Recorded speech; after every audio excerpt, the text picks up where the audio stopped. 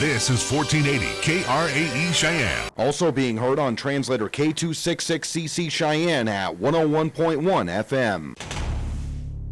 What you are about to hear is a sports talk radio show unlike any other that has ever before been broadcast in the capital city of Cheyenne, Wyoming, USA. This is Cheyenne, Wyoming's Sports Talk Authority. The Wyoming Cowboys, the Denver Broncos, the Colorado Rockies, and the Denver Nuggets. The show is local, it's regional, and yes, the show is national as well. Wyoming Sports Talk Today is on the air.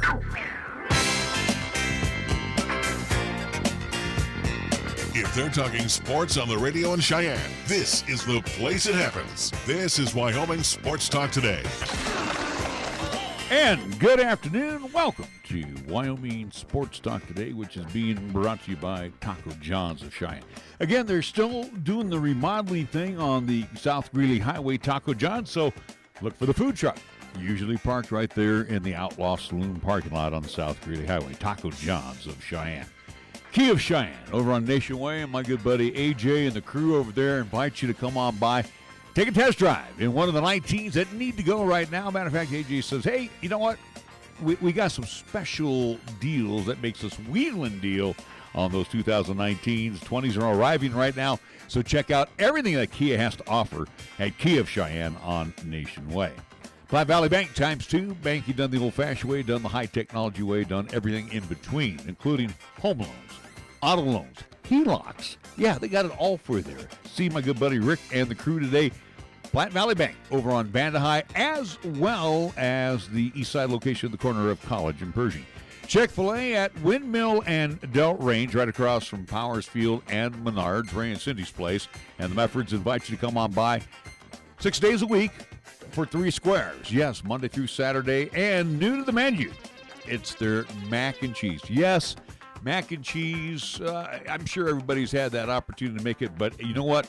Let Ray and Cindy and the crew over there make the mac and cheese to go with your chicken sandwich. Oh, that sounds so good. And for a limited time, you can enjoy their small, you can enjoy small, medium, or large, their frosted caramel coffee. Again, that is for a limited time on the menu at Chick-fil-A of Cheyenne, Windmill, and Del Range.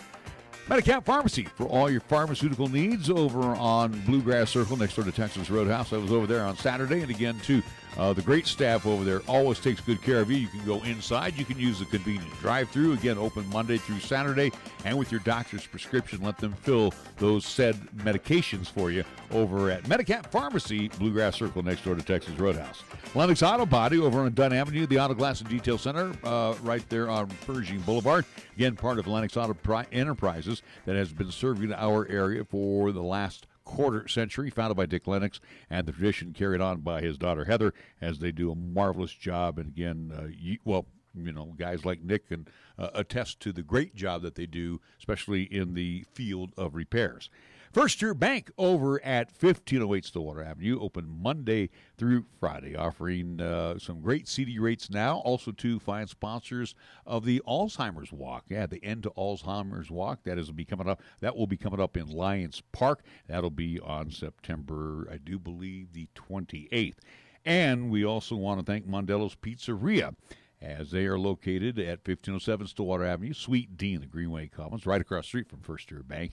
And again, Joe serving up Paisan cuisine 7 days a week. So when we get to Saturdays, Sundays, and even Monday Night Football, make sure you are enjoying a delicious pie prepared by Joe Mondello and the crew over at Mondello's Pizzeria. Again, 1507 Stillwater Avenue, Suite D in the Greenway Commons. We get to the scoreboard way of life, and our scoreboard is brought to you by Pepsi of Cheyenne.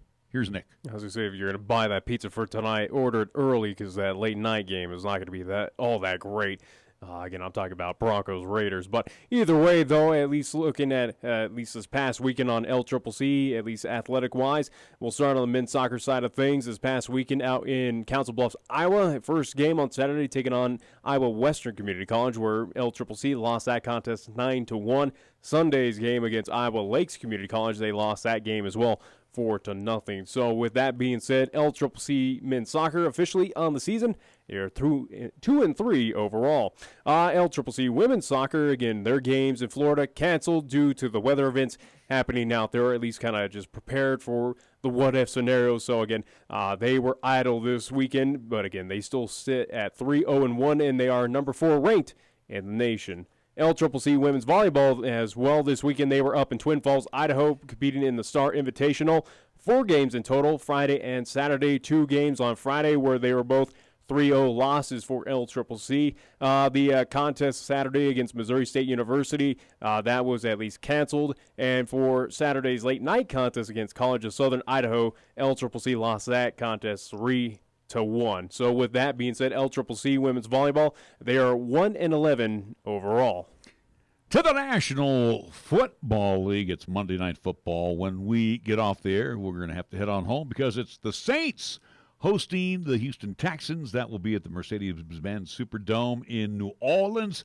And the game to follow at 8:20 from the Coliseum, it will be the Raiders and the Broncos in an AFC Western matchup. We go to Major League Baseball, the final 20 or so games left in the majors, and let's get to that scoreboard. Here's what's going on in the 5 o'clock hour. Braves and the Phils at Citizens Bank Ballpark. Diamondbacks, Mets at Citi Field. Yankees, Bo Sox at Fenway Park. It will be the Brewers and the Marlins at Marlins Park. How about this series? Very key series, and it includes wild card implications. Astros hosting the Athletics. I do believe this is the first of a 4-game series at Minute Maid Park. Pirates and the Giants in San Francisco at 7:45 for tonight. It will be the Halos hosting the Indians at Angel Stadium, Anaheim. Cubs and the Padres at Petco. The Rocks have the night off. But do also want to remind there are folks. still some baseball fans out there. Again, it is Bronco season at this point in time down south. Again, folks are not paying attention to the Rockies at this point. But either way, I do want to remind folks as well, too, coming up this Friday here on 1480 KRAE, 101.1 FM, 1480KRAE.com, and video live streaming as we do, as always, on Periscope, where you can find via Twitter, and also to our 1480 KRAE YouTube channel. We will have Cheyenne South for the first time this season, Week 2, Game 3 of 2019, if that makes sense for you. But Cheyenne South will find Bison at home. They're looking to get their first win of this season as they take on the hosts, Casper Kelly Walsh Trojans, who are also, too, looking for their first win of the 2019 campaign. Talk with at least AD Mark Puev, 6 o'clock kickoff at Cheyenne South. So 5:30 pregame show here on 1480 KRAE. So looking forward to that again. South taking on Casper Kelly Walsh. Dear Mother Nature, please, no Thunder Boomers. I think it's supposed to be just cold, but at least cold. No Thunder Boomers. That's all I asked for this weekend. Our scoreboard brought to you by Pepsi of Cheyenne.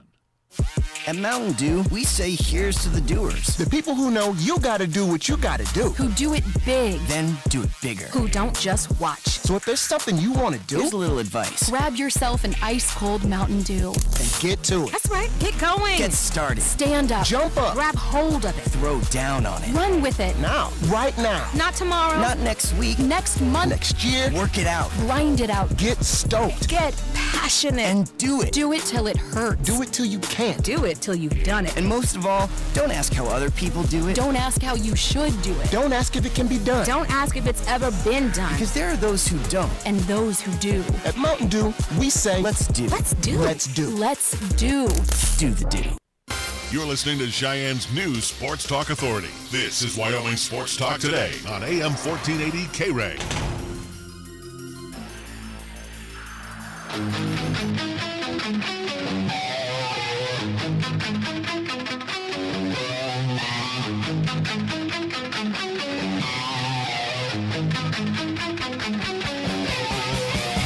We have a full day here on Wyoming Sports Talk today, which includes probably for the bulk of the 2 hours, if not all the way through, football. Whether we talk college sports, whether we talk high school, or the National Football League, it pretty much is going to dominate the day. Matter of fact, after this 60-second timeout. Let's do the extended timeout with this one. So, again, because at least for the press conference today, Craig Bohl had a lot to at least discuss from at least the win down in San Marcos and also to prepare for this, at least Saturday's contest against the Idaho Vandals. So it's quite a lengthy press conference that's going to take up a good majority of hour number one. All right, so we'll take a timeout and we'll come back and hear the words of the head man of the University of Wyoming Cowboys, Craig Bohl. Coming up right here on 1480 KRAE. At Platte Valley Bank, we love to see our customers come through the door. Well, we know life can be busy and you don't always have time to come to the bank.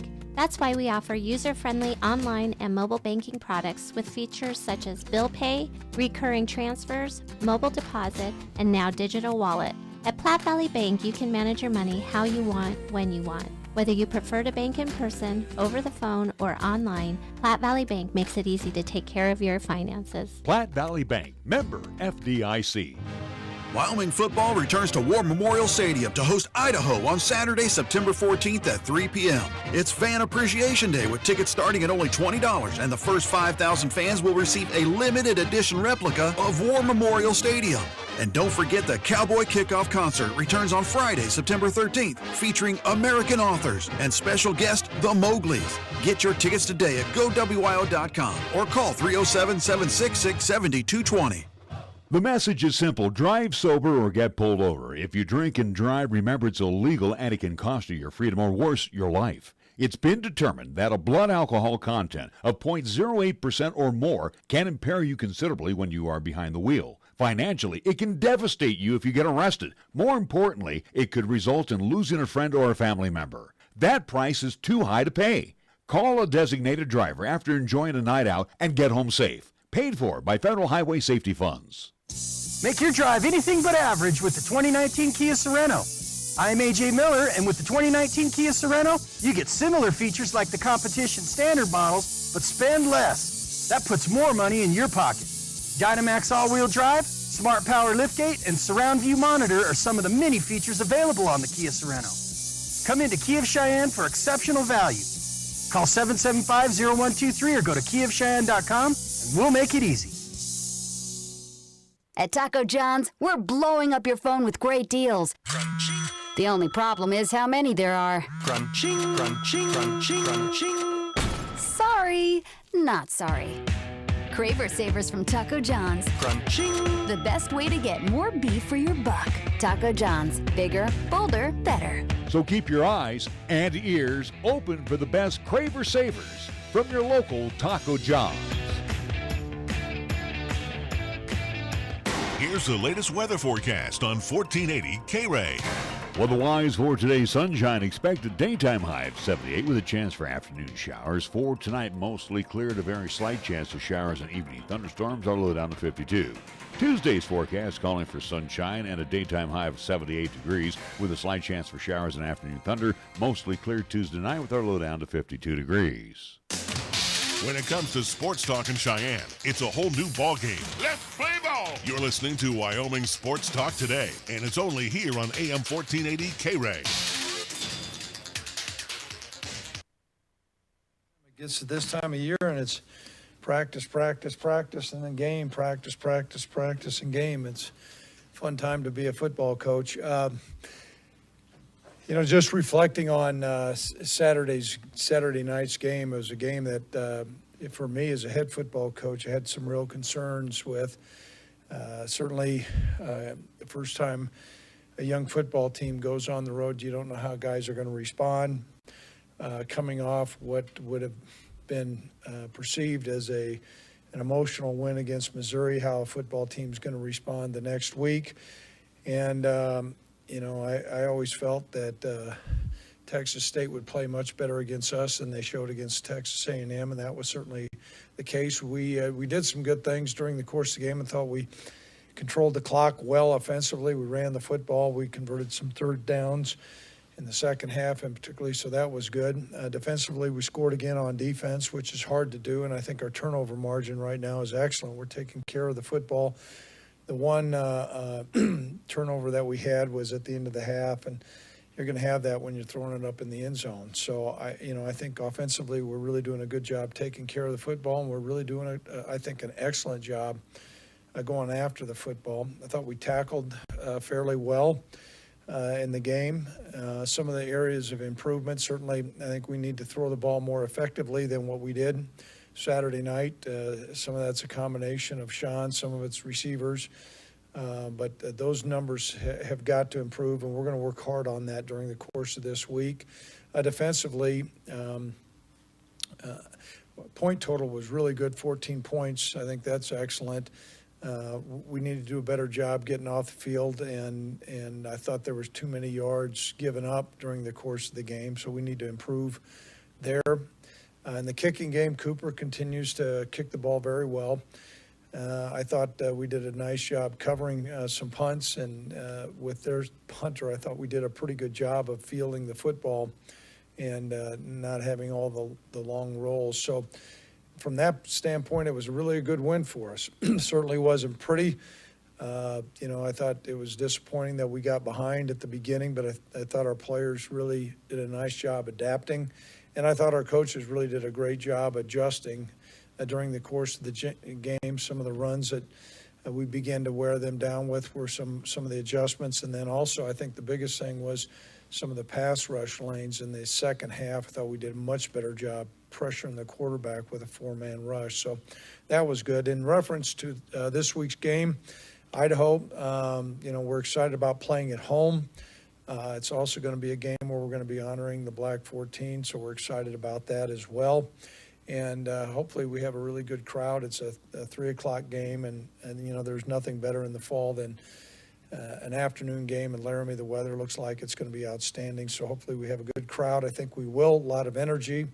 Idaho's a team that, they got off to a rough start against Penn State. I think Penn State's an excellent football team. They did rebound last week.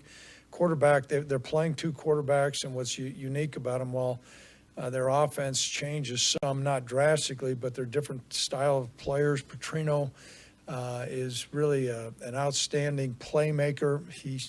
He'll improvise. He finds open receivers. He dishes the ball off at the right time. He's very mobile.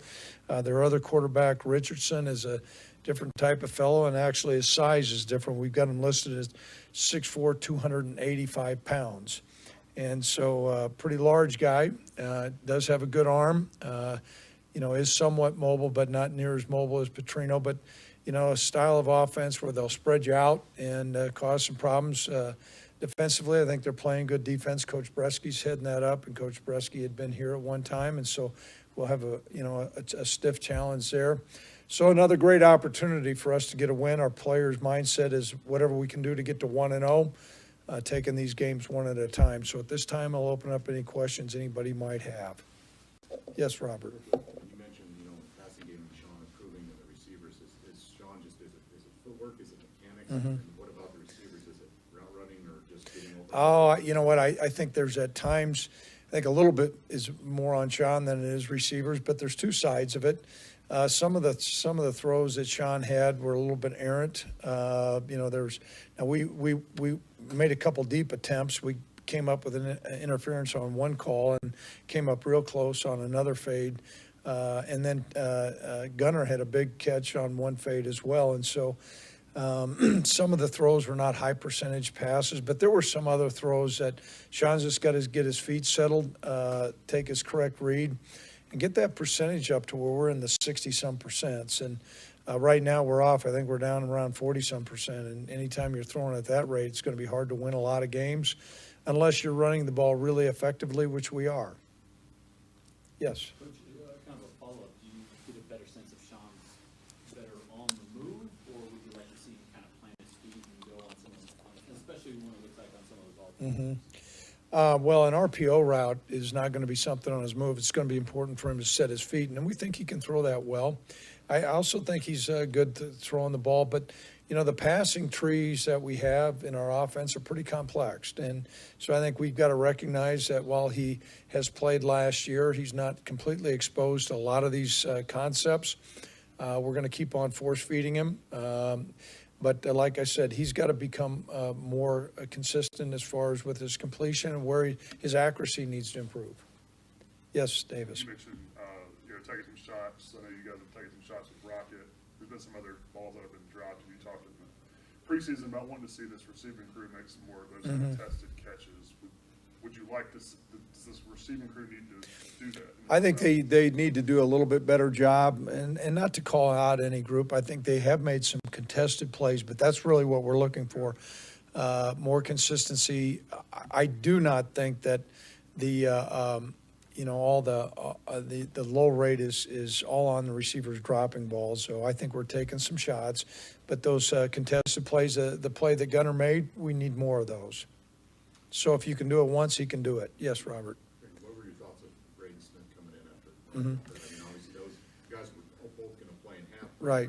But what were your thoughts? I thought it took a little bit of time for Braden to get adjusted to the speed of the game, his tackling and things of that nature. He did make an outstanding interception and turned the field over there, and that was really important. I thought he got better as the game went along. I know he was winded. We did not have Rome. I think Rome maybe played 4 plays, and so Braden played a lot of those plays, and so it'll be good. Right now, we're anticipating Rome being back. We'll keep you abreast on where we're at with those safeties. Right now, we've got Rome listed number 1. The indications that we have is he'll be ready to go, but that could be a game-time decision. Yes, Davis. What was the injury that he sustained? I'm going to go ahead and tell you guys. A lot of coaches won't, but it was a concussion, and he's going through the protocol there. Yes. Eric and X, what are their stats? Eric Abouge, he's fine. And X has got a little bit of a tweaked ankle. He may not practice today, but we are anticipating he'll be back at full speed probably tomorrow. Yes. 2 weeks in a row, had to come from behind, got down Mm-hmm. early. Any concern about the start of the game and just your Well, we're always concerned about the start of the game. I'm more concerned about the end of the game than we are at the start of the game. So that answers your question. A legitimate question, legitimate answer. Yes. Yes. Coach, you talk about what you saw out of Trey and Titus kind of Mhm. after X kind of tweaked it. I know Right. he came back and played, but what do you see out of those guys? Different style of runners. However, we think there was more yards out there. We left some yards on the table. They missed some reads, and some of that's their inexperience. I know Gordy Haug is going to be working with them on their tracks and things like that. Both of them are running really hard. They both bring a little bit different style of running, and so but they're very capable, and you could tell our confidence in say like a freshman like Titus. He was playing at meaningful times of the game, and I thought playing well. Yes, Robert. You mentioned, Tyler Hall is a pretty big play guy, and obviously the interception, the kickoff return, hasn't had a lot of chances for kickoff returns recently. Just nice is it to have that guy back there, whether, just that ability, whether it's on special teams or on defense, to make a play, big play like that. Tyler's a big-time playmaker, and I think he's starting to garner some national recognition. The kickoff return, while it didn't result in some points, and we were disappointed in that, but it certainly turned the field over there, and that was, he's got an explosive ability. I know he's returned a kickoff in the past for a touchdown, maybe a couple, and then his pick six was excellent. I mean, he read the quarterback right, picked the ball off, and once he picked the ball off, he's got great speed, and we have made the predetermined decision to take him. Last year he played nickel some, but to go ahead and put him as a corner. And a lot of times you saw the advantage of doing that when people are trying to attack our corners like Texas State was doing. And they completed a fair number of balls, but they went to the well once too often, and it cost them. And I thought that play, Robert, really turned the game around. We were down, and I wasn't being sarcastic. I'm disappointed with our starts as well. But that play there flipped the whole game around. And so Tyler's a big-time playmaker, and we're excited about having him. Is that something that he just develops over time? Is that something, I know he's played a lot even since he was a youngster here. Has that been developed, or is that just something that's kind of innate? I think his experience has really made a difference. He always had ability. He's gotten a little bit stronger. He's always been explosive, but the interception that he made, he played that one out just perfectly, and that's confidence. And there was a couple other plays that, through experience, you understand. Okay, is this guy really going deep on me, or can I take this route and compress it a little bit more? He's taken to coaching. Coach Richardson's done a great job with him, and he's been a big-time player for us, and we're leveraging that. Going back to Braden Smith, I know before he got the interception, it was a play or two before where he had a chance at another interception. What did he show you, by maybe just kind of shaking that off and actually going and making that play? I think a lot of it is his confidence, that he's staying in the fight, staying in the fray, and if he doesn't make a play, doesn't get down on himself. And there were a couple plays that we wished he could have made as far as tackles and things of that nature. But to come up with the interception like he did was an outstanding play. I mean, it was a big-time interception, and once again, he turned the field over on that play. I think we got points out of that one. Yes. Coach, you talked about your pass rush. Did you guys change much going into this last game, or was it just better effort? No, we changed. No, we changed. I cut you off there, but we did change some things at halftime.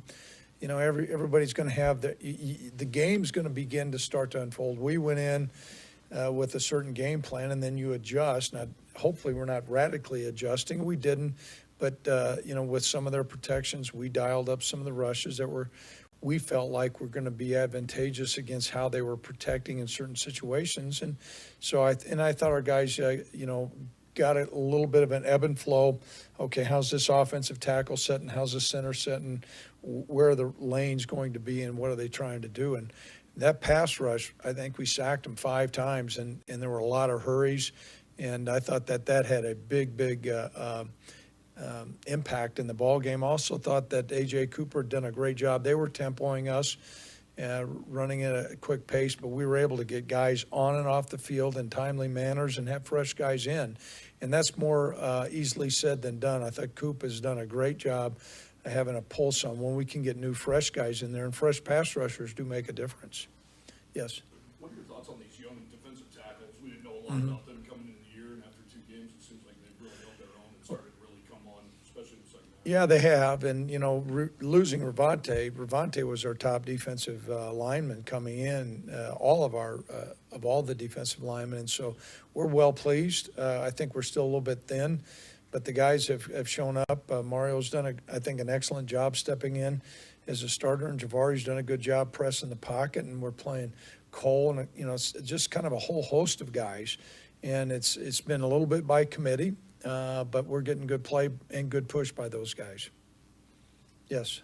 Beyond the lack of pass rush sometimes, is there anything on film that you're seeing on the back end where there are breakdowns occurring, where you're giving up all these passing? Yeah, there was some yardage. There were some zones that we were in that I think we need to be more disciplined with our eyes. There were a couple plays that occurred that some of it was you know, the pass rush wasn't there, and that begins to skew and put some more pressure on the back end. We've got to be more disciplined there, and that's what I would attribute those things to.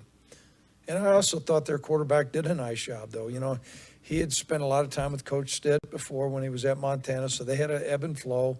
A lot of their play calls and their formations kind of reverted back to a lot of things that they had done at Montana. We watched a lot of that tape, and I thought they did a nice job scheming us on some stuff. Right now we do not have Antonio. Mm-hmm. Yes. You're expecting them to have him back at some point this season? Hopefully. Hopefully it'll be kind of a week-by-week, you know, where he's at, and we'll let you know, and hopefully he's able to come back soon. When you order your next prescription from Medicap Pharmacy, call ahead and use our drive-through window. Or you can call for free delivery. You can even log on to Medicap.com and order a prescription refill.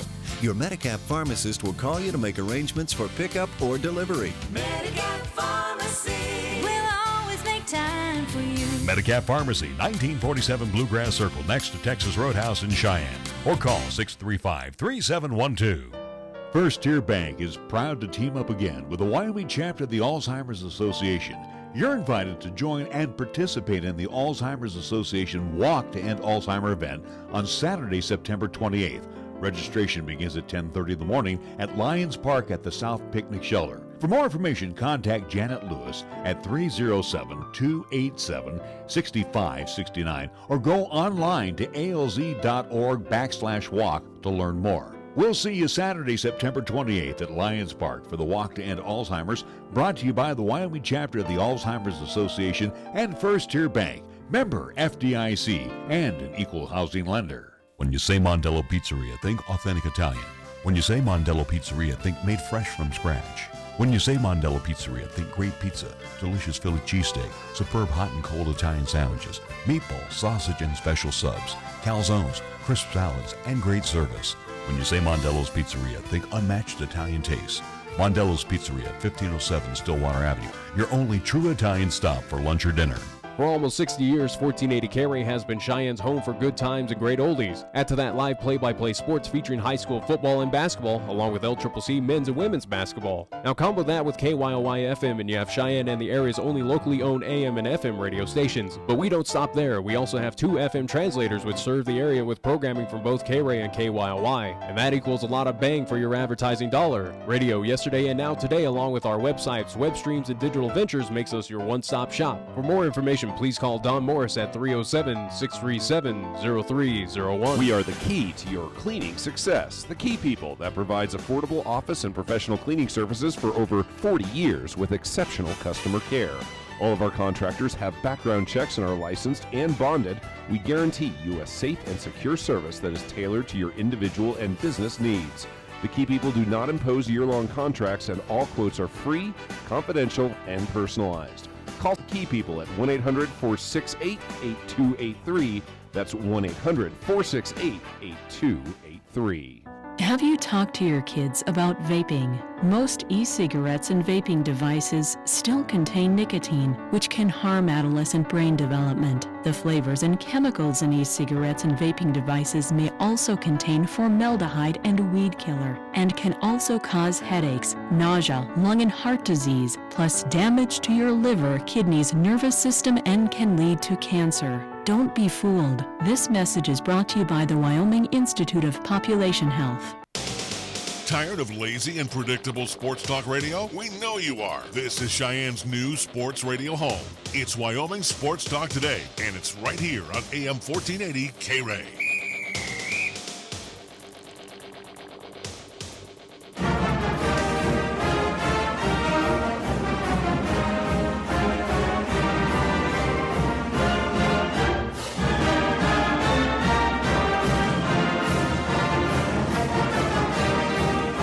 Well, that is the opponent that'll be coming up this Saturday at the War. The Idaho Vandals fight song, and hopefully they will be putting their tail between their legs early coming up Saturday afternoon. We'll see. Again, Cowboys who should have taken care of business against this Texas State team down in San Marcos. Wrong. Again, You're wrong. I'm already going to tell you you're wrong. What you're Texas State is not, again. They're not good, but condition.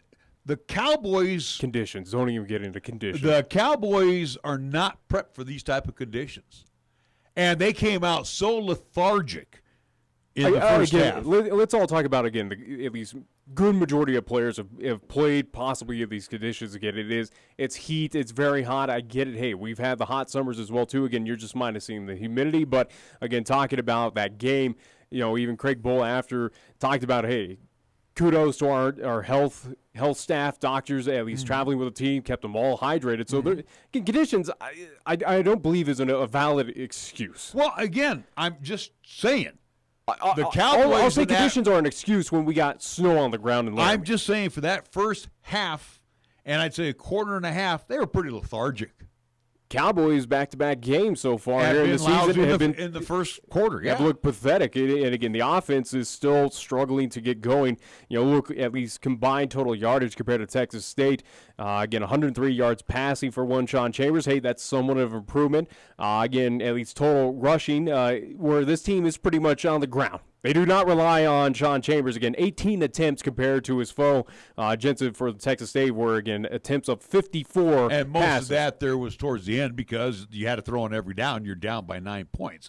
The thing is, though. Yeah, but it was a desperation for Texas State. Again, a team that did have at least a comfortable half, or I wouldn't say comfortable, but again, led by 4 at half. Okay, and then they got outscored 10-zip, and one of those was a pick. I think the pick six by Tyler Hall kind of turned things around for both the Cowboys offensively and defensively. And again, too, the foot of Cooper Roth 3 for 3 field goals. Again, he's like money in the bank as much right as now. he is clutch, you cannot depend on him when, again, or at least I wouldn't say depend, but more so rely on that guy to continue at least extend out leads, help you in ball games, because once you take on the Boise's of the world, the Utah States that could put up, 40, 50 points, we could even see, say with even UNLV coming up in a couple of weeks, when they come to Laramie, Tulsa as well, teams that can score. Yeah, but I would not rely on your offense to at least get points the small ball way with one Cooper Roth. Well, as much as he is clutch, I'm look at it this way. Don't get me wrong. He's a good piece to have about. When you had Christensen and his coaching, and the early part of Craig Bohl's coaching career with UW, we didn't have the kicking. Cooper Roth came in at the right time, and again too, Christensen along with Bohl in I do believe his first couple of seasons would opt not to kick. Now Bohl looks over and he calls Cooper Roth in. It's like calling the closer in out of the bullpen to shut the door. And again, Cooper Roth right now, for the last 3 seasons, has been pretty much money for the Cowboys. So if you get in that red zone and you stall, and again, the Broncos do the same thing with McManus. They're not afraid to call him in. And again, we've seen a lot of Bronco drives stall in red zone. So in the case of Cooper Roth, hey, let's get 3. Let's not go 4th and 5 and give up the football. It's a somewhat positive where you can rely on that if your offense is going to stall out like it has done so far. But it is something that you can't hang your hat on once you get in the thick of Mountain West Conference when you're taking on some of these big-time foes. You never know where that foot may be the difference in a ball game. You never know. Because, again, the way we were looking at the Mountain West. And again, this is 23 points against Boise or Utah State. I don't foresee that again. Where we're talking, Air Force, the elites. Yeah, but again, let's just talk about an Air Force when you go to Colorado Springs. And again, it's tough to play at the academy.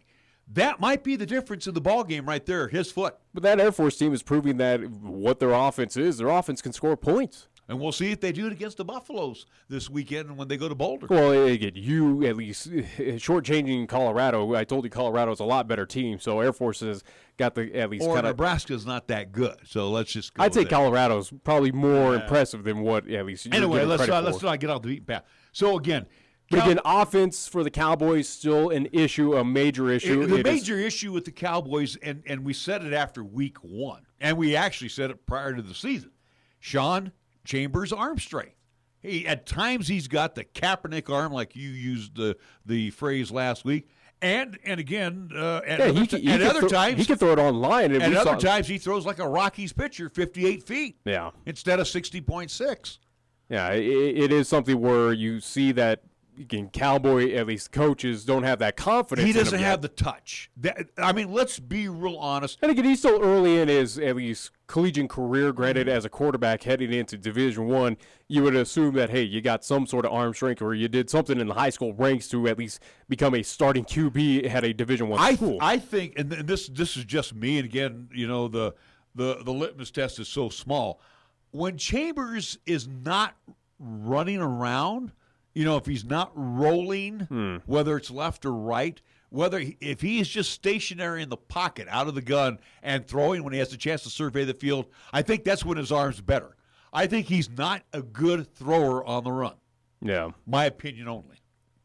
Well, again, that's something we'll see throughout this season, again, as the offensive line still develops and has its own issues. But I think the theme of what we're seeing here in 2 games for the Wyoming Cowboys, it's more so that defense, yes, is allowing a lot of yardage to opposing, whether it was Mizzou who won at least the offensive yardage battle.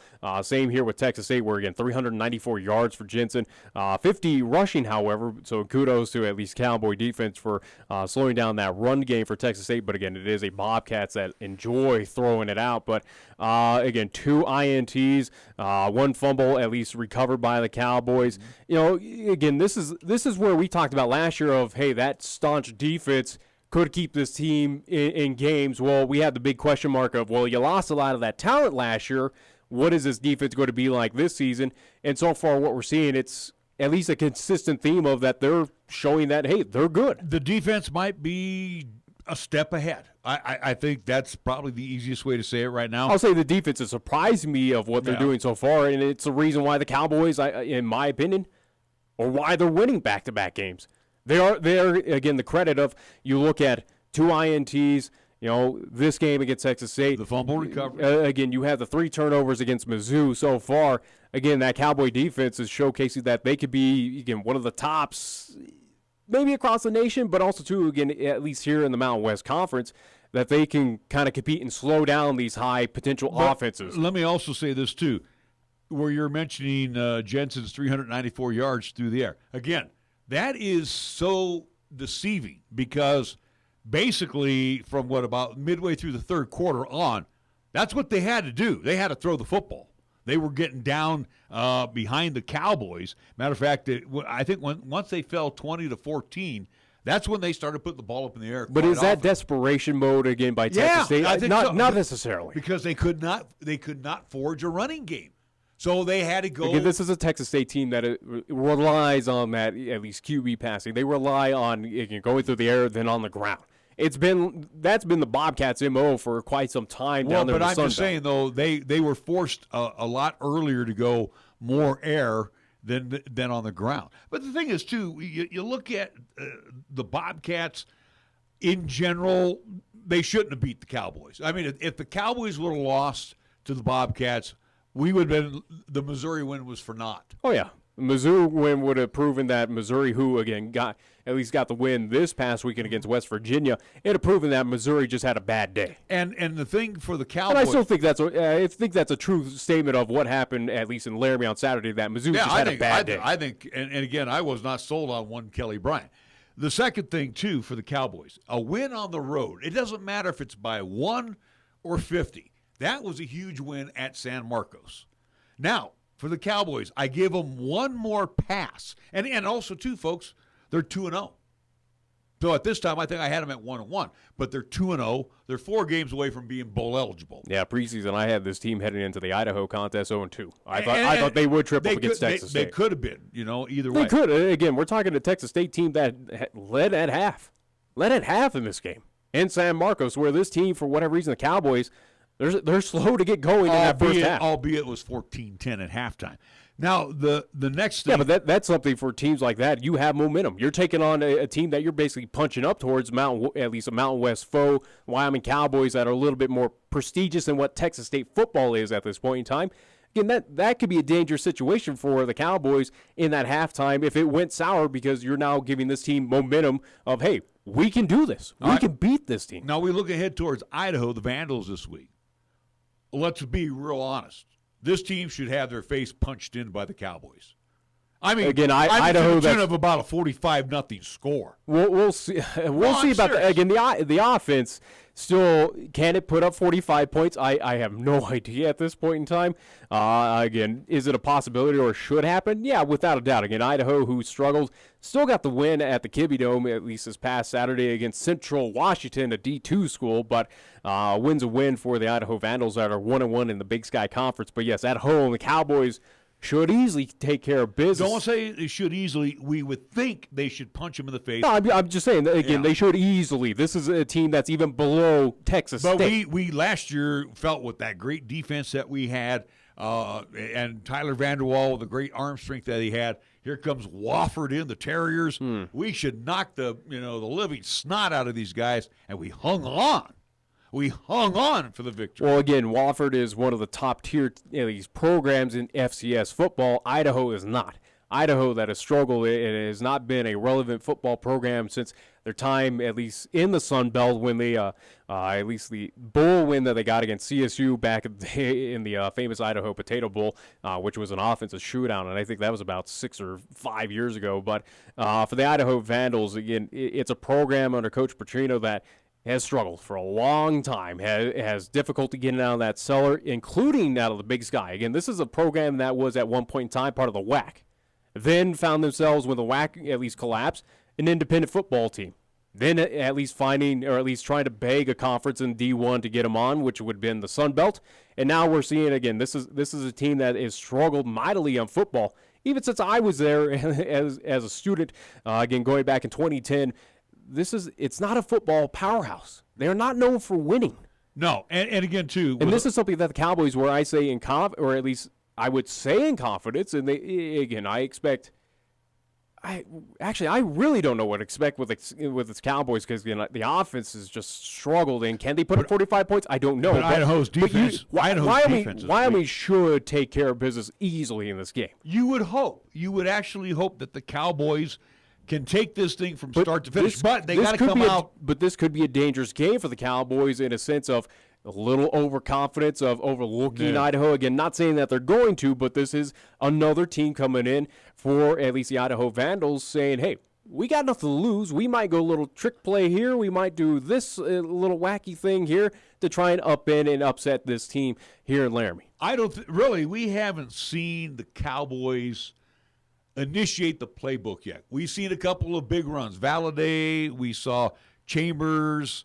But offensively, we have not seen the real Cowboys yet. I feel like you have. If you haven't done not really. I think here's the deal. Like I said, I'm going to give the Cowboys and the offense a pass this week because it's Idaho. You got to beat the snot out of them. Sean Chambers has to improve passing-wise. The Cowboys have to have that balanced pro-style offensive attack. Do we see it against the Vandals? You would hope. Possibly. You would hope. You would think so. But again, I don't have confidence. I would hope that offense coordinator Brent Vegan will try to air it out a little bit more. Yes, I know he's going to establish the ground game. No one's going to be, thinking otherwise. They want to do it on the ground. But they're going to start playing the Tulsas of the world. Then they're going to get into Mountain West Conference play. You need to air out the football. If you are going to grind it out all season long, I guarantee you the Mountain West defensively will be able to shut you down as Air Force last season. Yeah. So the deal is, I would hope this again, get the ground game established, which they will do. Throw a little bit more. I would like to see Chambers, if he could, put it up about 25 times. This is the perfect game for him to at least test out the arm. And break out. Yeah, he's got to break out. There's without a doubt you should entertain that, but it is up to that coaching staff of will. Do they have that confidence? Will they even do that against a team that they should beat confidently? Will they do it against the Idaho Vandals? Again, who knows? You have to. Who knows? Because again, this team so far, at least of what you got litmus tests of 2 games here in 2019 for the Wyoming Cowboys, it shows that they're slowly warming up, but it's nothing too impressive that they're saying, yes, Sean, we'll keep it even. Here you go. Here's your 30 attempts a game to at least throw it out. Well, we're not even close to that. Well, and again, too, you're going to Tulsa. And Tulsa is okay. There are no great shakes. But you got to go there. You got to go to Oklahoma. I think, again, minus Mizzou, Tulsa in your non-conference is one of the better teams that you're playing. And, again, you got to go on the road to Tulsa to take on that team. Again, Tulsa is not a bad outfit. The Golden Hurricanes are always good at home. I'm not going to take anything away from them. But what I'm saying is, with the Cowboys, you look at this game here, this is where they have to put the total offensive package together. They are probably 2/3 of the way there. They're about in my book, they're about 67%. The passing game right now, to me, is about a D. Okay? The running game, yeah, it's about a B+. Again, take away 2 big runs, though, against Mizzou, and it was average. Yeah. So that's what I'm saying. This is the game where you should be able to, against Idaho, pick apart that secondary, throw underneath the linebackers. So, again, you're tight end like Harshman. He should have a good game. Ismail should have a big game. Conway should also step up the play. I think Conway had 3 catches against Texas State, the Bobcats, for 11 yards? That's not the way you use Austin Conway. It is in this, at least, Cowboy offense of what we've seen in the past couple seasons. It is something that it is nothing too spectacular. But, again, you were right, at least with Austin Conway, 3 receptions for a total of 11 yards. Again, that equates to, Sean Chambers only throwing for 103 yards in total, that at least in that entire game against Texas State. Where, again, is their defense anything spectacular? Where, they're a step up from Idaho, but it's nothing too fantastic out there where the Cowboys couldn't entertain or put up a few more yards. Well, again, for Sean Chambers, yes, he added, 11 yards compared to the Mizzou game? So, I mean, there's that slight improvement, but it was still nothing spectacular. Again, He's 103 yards. He's still under 50%. 1 INT. He's still under 50% throwing on a pro-style offense where you should throw at least 60. You should complete at least 60% of your passes. Well, like I said, I think for Sean Chambers, nothing against the guy. He was fantastic when we talked with him, but it is something where for Sean and this offense, it's not getting it done. It is not getting done for what it should be. There, at this point in time, where we talked about, for 2018 for the Cowboys and Sean Chambers, guy didn't know the playbook. He knew 4 plays last year as he got at least entered in that Utah State game and tried to finish out before he got injured. But for Sean, he knows the playbook. He knows everything. There should be no excuses of why this is happening. 2 things that he does well. He does the read option great. He knows he's got the wheels. He's got great perception of the football field. They run the veer very well with their tailbacks, their one-back offense. I would wish, and again, too, this is not anything that's going to happen. They're going to Bohl's going to stay with the same package that he had when he was at North Dakota, North Dakota State. But the thing is, too, for a guy like Sean Chambers, I would think the West Coast offense would be really suitable for him. And that's a lot of throwing stuff out into the flat, a lot of seam passes to your tight end, some quick outs, and then maybe you throw it on top once in a while. And again, with Gentry on this at least team, again, Harshman, Austin Conway, you got pieces there. You got Ismail. He can do the post and flag routes for you. And again, you even look at teams that were very successful with the West Coast offense. 49ers. Joe Montana didn't have the arm strength. You never saw him throwing 50-yard TDs. Yeah. He was throwing quick slants to Rice. He was hitting his tight end back in the day, Russ Francis. He was going underneath to guys like Dwight Clark. So, again, and then always doing a lot of flares out of the backfield. He had a guy like Roger Craig in the backfield that was also, doing the yak, yards after catch. Yeah. That's what I'm thinking. If they would change that more into a West Coast style offense instead of this pro style, because again, you got him rolling to the left and you have him throwing across the field to his right. That doesn't make any sense.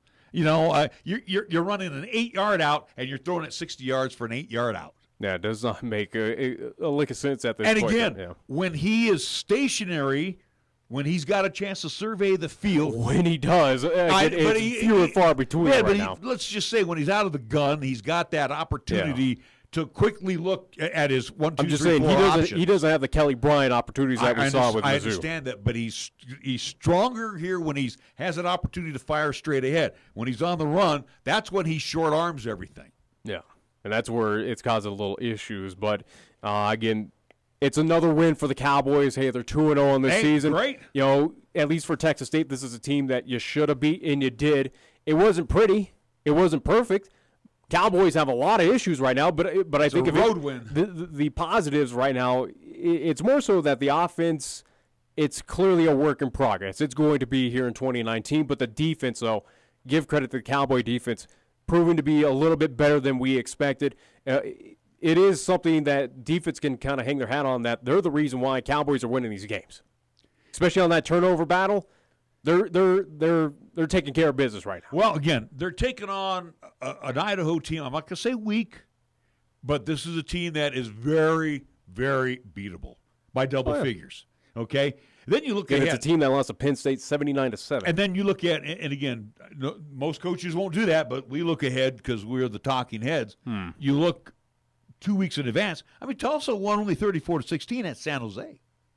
It's not like they blew the Spartans out of their own stadium.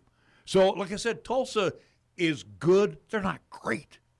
So you got, again, you go to you knock the snot out of Idaho this weekend. You got some momentum. I'm not talking a big head now. You got a lot of momentum heading to Oklahoma and taking on Tulsa just simply for the fact they're not as unbeatable as again out of the 3 we're talking about, though. Tulsa is the most impressive of Idaho, Texas State. They are the more talented team that's going to give you a bit of a fight, which again would worry me should worry a few Cowboy fans as well, where, again, you're traveling down to Tulsa. They're not coming up to Laramie. You got to go back down to the state of Oklahoma to take on this team where can they get it done against Tulsa? Yeah, there's a good possibility, but will they? But, again, that is 2 weeks from now. We still got to see what this team does here in Laramie coming up with the Saturday 3 o'clock against the Idaho Vandals. Remember, there's 4 teams now in the Mountain West. Boise, Wyoming, Hawaii, and San Diego State, all 2-0. Everybody else is either... And again, Utah State, we'll debate on that loss on the road. Where, Air Force is 1-0. New Mexico's 1-0. Colorado State is 1-1. They won. Nobody gave them a chance to win. Utah State 1-1. Nevada's at the Mendoza line. They got their butts whipped. Yeah, that punished. Surprised me. I thought they put up a better fight against Oregon, but I give respect to, again, where we talked about Oregon was the upset team, or at least they were a team that was a little ticked off of what happened to them, and they punished the Wolfpack. Yeah, you got San Jose State. Fresno, they are really depressing, or at least Golden Gophers. I told you, watch out. They were competitive. I give credit to Fresno, but I thought they were. You laughed at me though the other day. I said this. I thought at home they had a fighting shot, and they kept it entertaining. But I expected more out of this Fresno State team against these Power 5 teams. But then again, too, it's not Mountain West action. Remember that. It's only preseason. If anything, it hurts their bowl opportunity if they get it. Yeah. UNLV is 1-1, and then you got Fresno State 0-2. So, you look here in the early get-go, and again, 4 teams right now, 2-0, and one of those is the Wyoming Cowboys, who I would have never said was going to be at this point 2-0. I figured at least at 500 at best. Yeah. So, all right, we have reached the 4 o'clock hour, and we'll come back with more right here on 1480 KRAE. You love the Lennox difference, from collision repair to minor nicks and dents. Certified quality you can trust. Nobody cares about your car more than us. Lennox Auto Body, we do what we say. We fix it right and get you on your way. No shortcuts, no compromise. Lennox Auto Body. No shortcuts, no compromise. Lennox Auto Body at 1020 Dunn Avenue and the Detail Center at 617 East Pershing Boulevard, Cheyenne. The team at Chick-fil-A, Windmill and Delrange, directly across from Powers Field and Menards, are proud sponsors of the student athletes for the 2019-2020 school year for high school and LCCC. Not only do they support the athletes, but they are ready for your next cater-out event, meeting, or gathering. A special thank you to Chick-fil-A and all they do for 1480 KRAE and our sister station KYOI-FM during the year. For more information, call Chick-fil-A at 638-4444. Wyoming football returns to War Memorial Stadium to host Idaho on Saturday, September 14th at 3 p.m. It's Fan Appreciation Day with tickets starting at only $20, and the first 5,000 fans will receive a limited edition replica of War Memorial Stadium. And don't forget the Cowboy Kickoff Concert returns on Friday, September 13th, featuring American authors and special guest, the Mowglis. Get your tickets today at GoWyo.com or call 307-766-7220. If it happens on the diamond, the hardwood, the field, or even the ice, we'll talk about it on Wyoming Sports Talk today. Hi, this is Nick Peretti inviting you to join Larry Peretti and myself each weekday from 3 to 5 p.m. as we, along with our special guests, talk sports locally, regionally, and nationally. And you can chat with us too at 307-514-1071. It's Wyoming Sports Talk today only on 1480 KRAE, and you can stream live with us at 1480KRAE.com. The message is simple. Drive sober or get pulled over. If you drink and drive, remember it's illegal and it can cost you your freedom or worse, your life. It's been determined that a blood alcohol content of 0.08% or more can impair you considerably when you are behind the wheel. Financially, it can devastate you if you get arrested. More importantly, it could result in losing a friend or a family member. That price is too high to pay. Call a designated driver after enjoying a night out and get home safe. Paid for by Federal Highway Safety Funds. Here's the latest weather forecast on 1480 KRAE. Weather-wise for today, sunshine expected, daytime high of 78 with a chance for afternoon showers. For tonight, mostly clear to very slight chance of showers and evening thunderstorms, our low down to 52. Tuesday's forecast calling for sunshine and a daytime high of 78 degrees with a slight chance for showers and afternoon thunder. Mostly clear Tuesday night with our low down to 52 degrees. This is 1480 KRAE Cheyenne.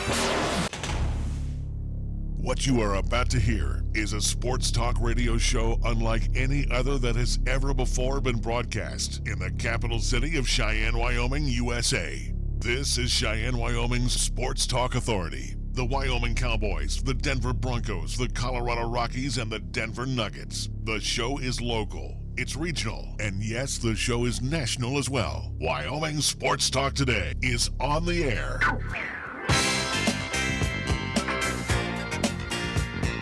If they're talking sports on the radio in Cheyenne, this is the place it happens. This is Wyoming Sports Talk Today. It is hour number 2 of Wyoming Sports Talk Today, being brought to you by Mondello's Pizzeria. Monday Night Football, you got to load up on some delicious pie, especially when it's made by Joe Mondello and the crew at Mondello's Pizzeria, or get some of their delicious sandwiches on their fresh baked bread. Or you can have some calzone, stromboli. Hey, it's always freshly prepared and delicious. Mondello's Pizzeria has been a fixture in our area for 4 decades. Mondello's Pizzeria, 1507 Stillwater Avenue, Suite D in the Greenway Commons. How about First Tier Bank right across the street at 1508 Stillwater Avenue, open Monday through Friday. Again, check out their great city rates. And again, find sponsors of the Alzheimer's End to Alzheimer's Walk coming up in Lions Park on Saturday the 28th. We want to thank Lennox Auto Body and the Auto Glass and Detail Center. Remember, at the Auto Glass and Detail Center, it's not clean until it's Lennox clean. Pershing Boulevard and the Auto Body Shop over on Dunn Avenue. Medicare Pharmacy for all your pharmaceutical needs. Same location as always, open Monday through Saturday on Bluegrass Circle next door to Texas Roadhouse. Chick-fil-A at the corner of Windmill and Delrange across from Powers Field and Menards. Right now, check out on the menu. It's going to be around for a while, their mac and cheese, and for a limited time, they're offering their frosted caramel coffee. Chick-fil-A, Ray and Cindy's Place, open Monday through Saturday. We get 3 squares at Windmill and Delrange across from Powers Field and Menards. Platte Valley Bank ×2, as you can check out the gang over on the east side at the corner of College and Pershing, or catch them at the original location over on Vandehei. Key of Cheyenne on Nation Way. Take a test drive today in one of the 19s, or you're holding out for the 20s, go ahead. The 20 models are arriving at Key of Cheyenne on Nation Way. And we want to thank Taco John's of Cheyenne, where at Taco John's you can also load up for tonight's double dip of football action. Taco John's over on the South Greeley Highway, while they're rebuilding their location there. Check out the food truck. It offers all of the Taco John's goodies. It's usually in the Outlaw Saloon parking lot. Again, check out all the other Taco John's here of Cheyenne. And we get things underway at Scoreboard Time, brought to you by Pepsi of Cheyenne. Let's go to Nick. Recapping from this past weekend with LCCC Athletics, we'll start on the men's soccer side of things as they were in Council Bluffs, Iowa this Saturday and Sunday. First game on Saturday against Iowa Western Community College. Unfortunately, that was a loss 9-1. For Sunday's game against Iowa Lakes Community College, that was also to a loss 4-0 for LCCC. With those back-to-back losses, they are now 2-3 overall.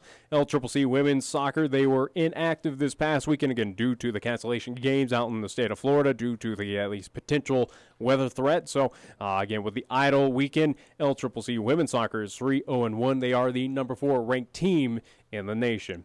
LCCC women's volleyball this weekend, 4 games that turned into 3 due to 1 cancellation on Saturday, but 3 games in the Star Invitational up in Twin Falls, Idaho.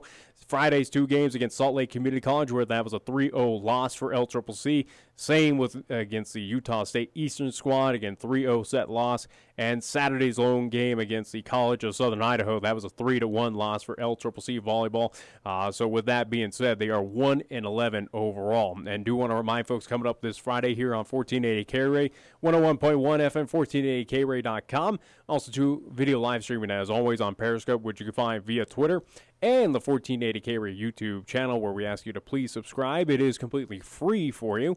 That's all we just ask for you. But we will have Cheyenne South for the first time here in 2019. The South High Fighting Bison, they are winless. They're 0-2 on the campaign as they play host to Casper Kelly Walsh, who are also looking for their first win of 2019. That is a kickoff at 6 o'clock there at Fighting Bison Stadium. 5:30 tentative pregame show here on KRAE.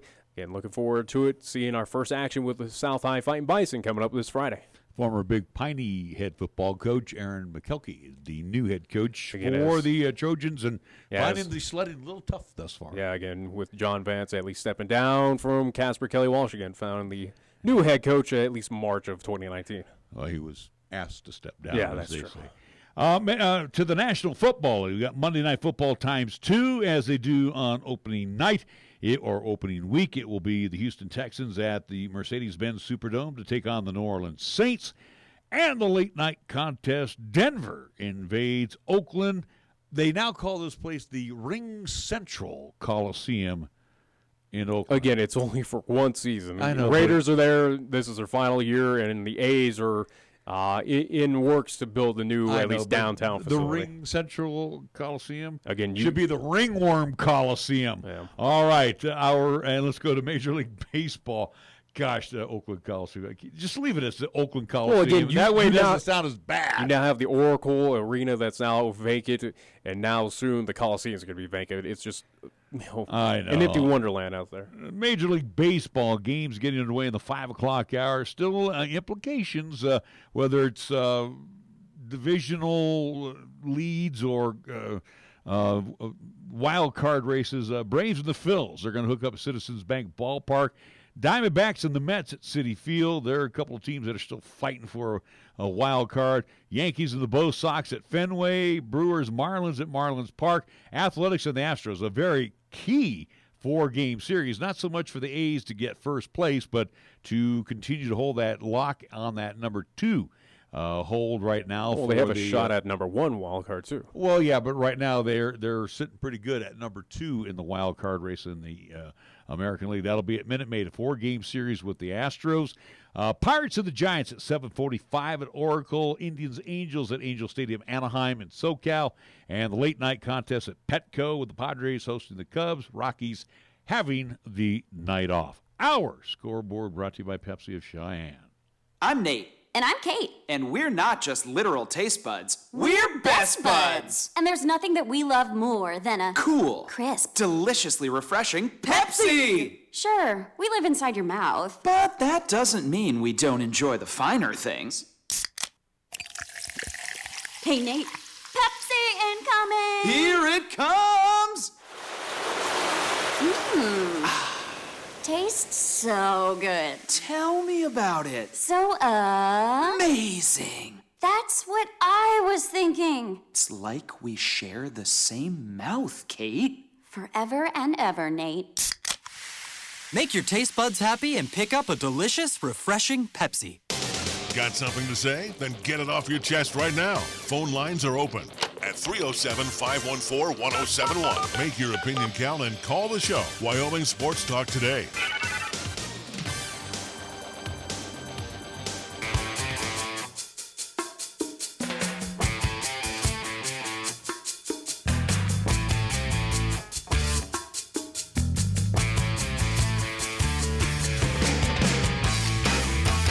We are back on Wyoming Sports Talk today, hour number 2. Just a quick recap of the weekend in case you missed out and you were on an excursion elsewhere and away from any type of media. It was the Boise State Broncos Friday night on the Smurf turf defeating Marshall, the Thundering Herd. A good ball game, 14-7, a lot of defense in that one. Oregon just annihilated Nevada. Yes, in Eugene, 77-6. Is it surprising though? Again, Oregon that is known for putting up big time offense. I mean, they from the get go they clobbered them. But again, that goes off of their week 1 loss. Of again, that was a team that was a little ticked off, and they just found they had the perfect opponent there at Nevada, or again with Nevada at Eugene, just taking out their frustrations on that team. CSU won at home as they beat Western Illinois 38-13. San Diego State over UCLA. I called that one at the Rose Bowl, 23-14. Of course, Wyoming beat Texas State 23-14. Utah State and Stony Brook, really? Yeah. 62-7 was the final score for the Aggies in that one. Tulsa beat San Jose State in San Jose 34-16. Arkansas State, no problems with UNLV, 43-17. I told you that one was a toss-up. It could go either way, and no surprise there. Yeah, right. And double OT. Minnesota over Fresno State in Fresno, 38-35. Well, like I said, they were competitive. I said Fresno State should win that game in a close fashion, and unfortunately it didn't go their way, but they were competitive against Minnesota, where Minnesota technically was favored in that game. I think it was, 3.5 points or something. But, again, Fresno so far 0-2 after, again, they didn't get blown out by USC, but I figured they'd be a little bit more competitive down in Los Angeles at home hosting Minnesota. I figured they would have won that game, but this 0-2 start for the Fresno State Bulldogs kind of surprises me. I thought they'd be a little bit better, at least sneak one of those wins in. Well, losing to Fresno, that's at Bulldog Stadium. But again, it's against Power 5. You lost to Pac-12 and Big Ten. Hey. Well, and then the one that shocked me more than anything, either the Beavers are a little better or Hawaii's not all that good, even though they're 2-0. On the islands, they're always good.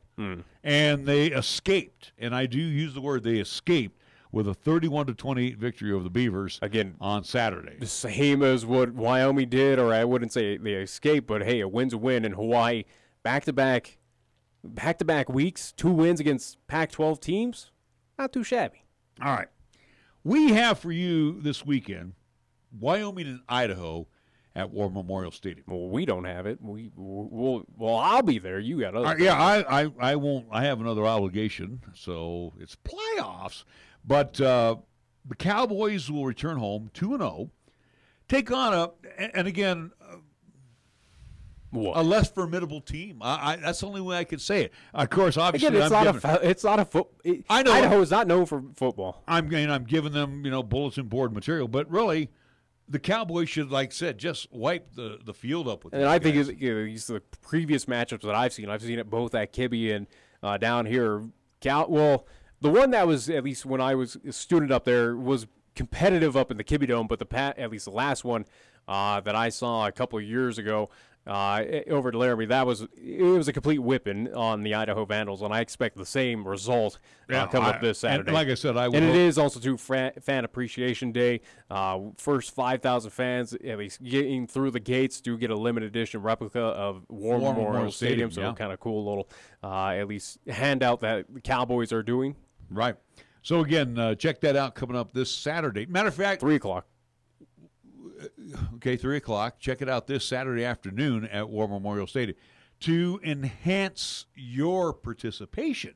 And maybe you get one of those replica models. Me, from my own personal stash, got a couple of tickets that we are giving away. Matter of fact, Nick is doing his Everlovely Facebook contest. Everlovely. Yeah, so again, you go ahead and gets our name out across the social media. You describe everything what's going on. Well, since you can't, but as well, I don't want to. We do for all our ticket giveaways here on Wyoming Sports Talk today. Again, on the Facebook side of things, where you can find the show on Facebook by simply searching for Wyoming Sports Talk today, or it's facebook.com/WYO Sports Talk. Again, thank you to all who entered on that side, where basically all I ask for you is a like, comment, and share that exact post on our page, which is pinned to the top. All you have to do, if you do all 3 of those, guess what? That at least gained you 3 entries into the fishbowl of awesomeness that I have here. Again, all names packed in there. Again, with your entries, they stay in there. If you don't win today or tomorrow or Wednesday, you have the opportunity to Thursday. So again, at least the entries that you have in so far stick with you if you don't win. And again, it's valid through this entire week as we give away 4 pairs of tickets. So again, for today, we'll be giving away 1 pair of the 4 to go see the Cowboys versus Idaho Vandals this Saturday. On top of that, we'll give you a pair of goodies to go see our friends over at Chick-fil-A at the corner of Del Range and Windmill. We'll split it up with that mac and cheese and also do the caramel coffee as well. Again, completely free. Again, compliments of our friends over at Chick-fil-A. So with that being said, again, thank you to all who have entered so far. And if you haven't yet, you still can. Again, the deadline is pretty much 3 o'clock on Thursday for at least that final pair. And also, too, during this week, at some point in time, whenever I decide and determine it, we will be giving away as a bonus our Lone Summit View parking pass, so keep in tune for that. But for today's winner of the pair of tickets and the pair of goodies, it will go to one, if I can get a hold of it right now, would be one Candy Hunter. Candy Hunter, you are our winner for today. You have won the pair of tickets and the goodies. I will message you, at least on Facebook, of how you come by, pick up your tickets, and go see the Wyoming Cowboys this Saturday. Good job, Candy. And again, Good job. Well, yeah. Good job because, A, you got to get on. You got to get on the Facebook side there. It's not like it's a tall task. It's pretty much of, hey, you just go on, you type something in. But you know how many people are on that right now? Good job to get through and be the winner. Come on, Nick. Quit trying to challenge my verbiage, okay? Congrats. How hard is that? Well, you know what? I think it's a good job too because again, it's tough to win this thing. Look how many people were on the last one for Mizzou. Over 3,500 people.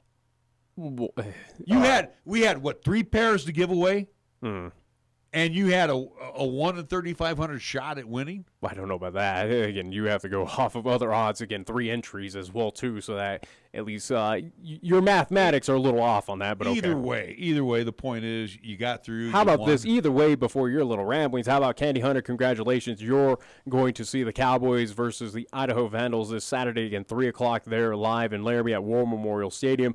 Again, Fan Appreciation Day, and also too, you can go by at least whether it is sometime this week or before the game.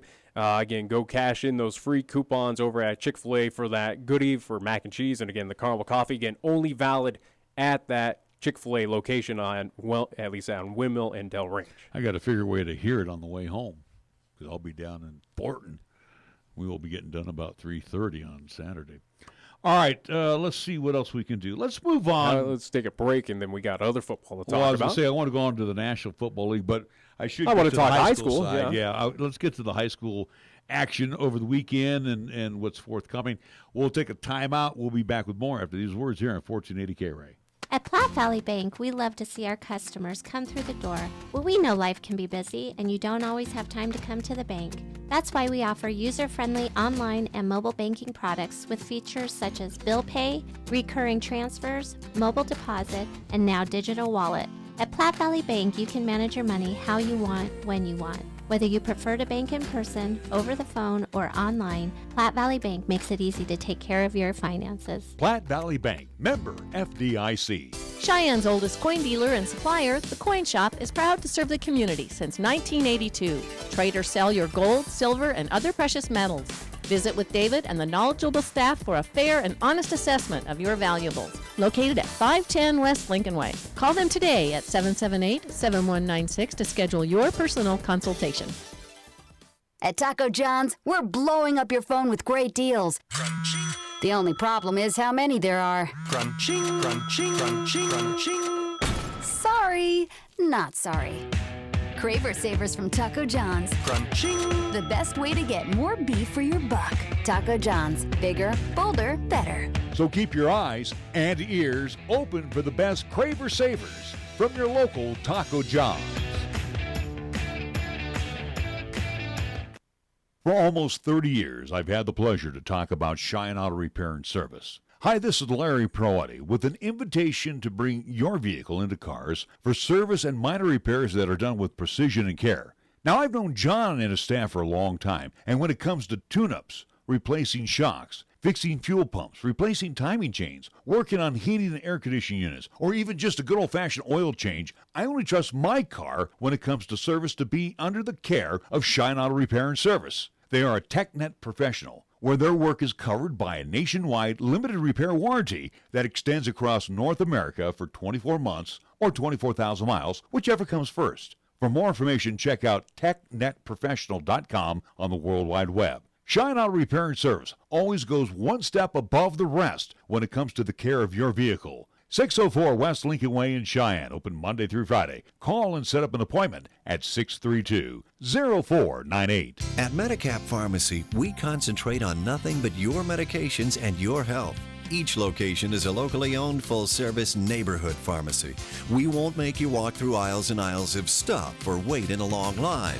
Instead, we'll always make time for you by listening, answering your questions, and explaining your prescriptions. Medicap Pharmacy. We'll always make time for you. Medicap Pharmacy, 1947 Bluegrass Circle, next to Texas Roadhouse in Cheyenne. Or call 635-3712. Your locally owned and operated radio stations, KYOI-FM and 1480 KRAE-AM, are just that, local, serving Cheyenne and Laramie County, where your advertising dollar stays local too. it doesn't end up in Colorado, Oklahoma, New Hampshire, or even New York. We conduct business here, we shop here, and we live here. And we support our entire community 24/7, 365. Just because it has a window dressing doesn't mean it isn't a facade. A reminder from KYOY and 1480 KRAE. Here's the latest weather forecast on 1480 KRAE. Weather-wise for today, sunshine expected, daytime high of 78 with a chance for afternoon showers. For tonight, mostly clear to very slight chance of showers and evening thunderstorms, our low down to 52. Tuesday's forecast calling for sunshine and a daytime high of 78 degrees with a slight chance for showers and afternoon thunder, mostly clear Tuesday night with our low down to 52 degrees. You bleed brown and gold? So do we. Wyoming Cowboys football and basketball is always front and center on this show. This is Wyoming Sports Talk Today, and it's here on AM 1480 KRAE.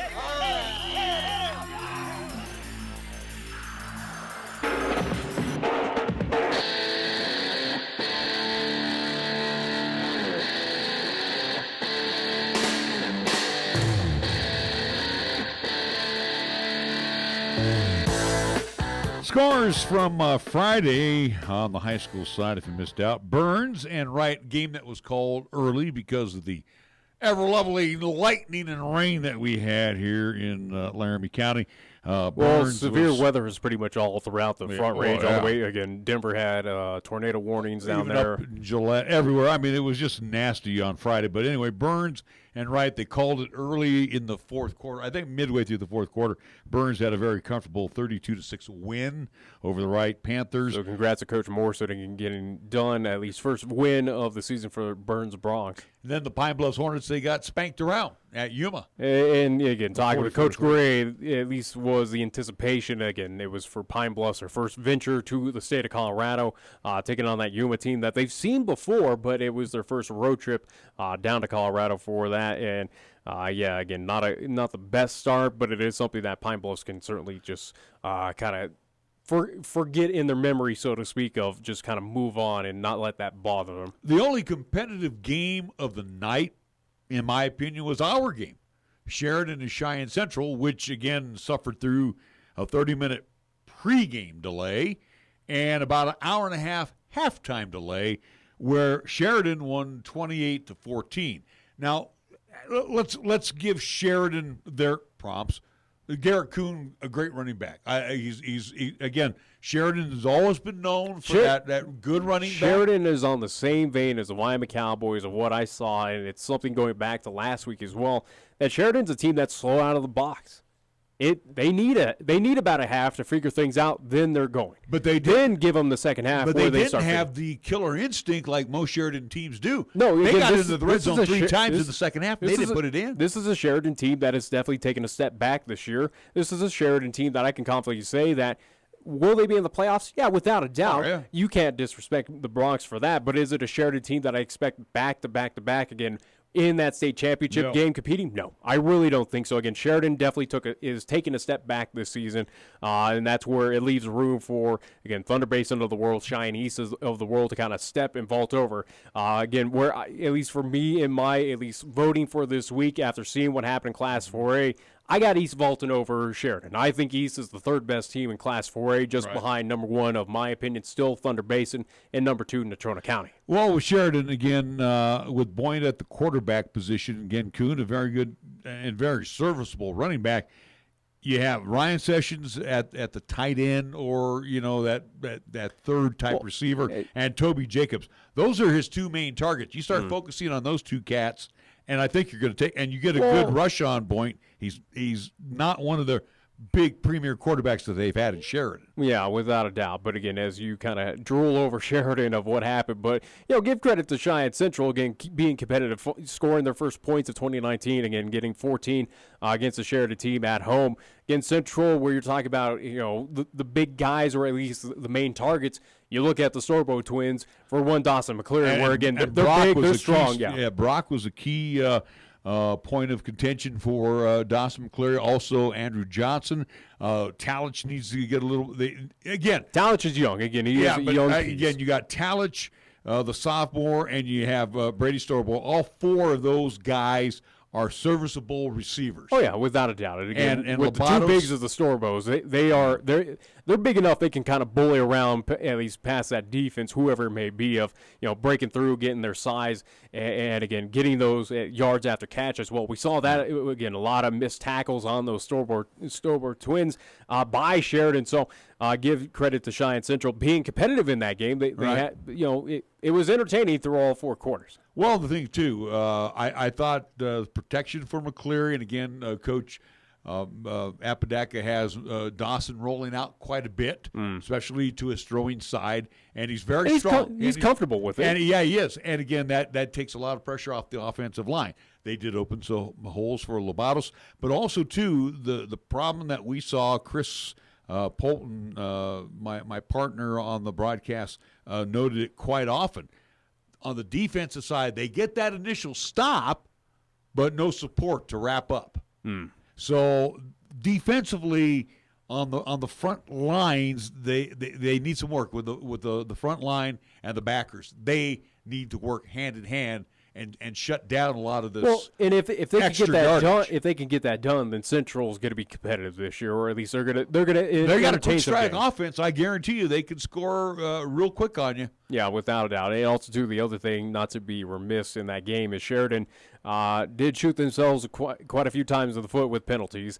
There were quite a few big plays, and Central did as well, but Sheridan more notably had some big gains, big plays that were called back to, whether it was holding, blocking the backs, some penalty.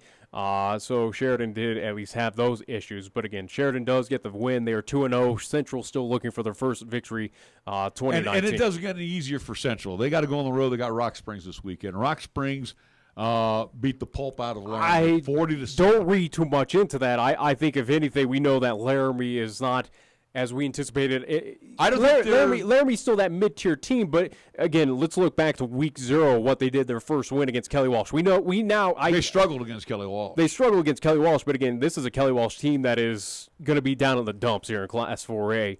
I think coming up in our game, at least here in week 2, game 3 of 2019, again, for Cheyenne South hosting Casper Kelly Walsh, I think South has a good, very good possibility of winning this game. Their first win, absolutely. Without a doubt. Head coach, but I'm just saying, system. They're not getting that system going down. back to Rock Springs, 40-7 against Laramie. The Plainsman Rock Springs at home for this game as well. I don't read in too much of Rock Springs is now this powerhouse elite team in Class 4A. No, not a doubt. I think with Central, they can be competitive. It's going to be tough on the road. Do I think Central wins this game? No, I don't foresee that. But I think it's going to be. I don't anticipate Central getting blown out like this. It's going to be a tough row for the Indians this weekend. Casper Natrona, they had a 47-28 relatively easy victory against Campbell County. They had distractions up there too with the weather and what have you, but again, Natrona rolled with a 47-28 win. As you mentioned, East just pummeled Casper Kelly Walsh 55-0. That's on the road at Harry Gelding Stadium. So again, for the Thunderbirds, they put up 96 points over 2 games thus far. 97 points, so that's not or too bad. I think you're 96, yeah. With the 41, 96, so that's averaging 48 points a game.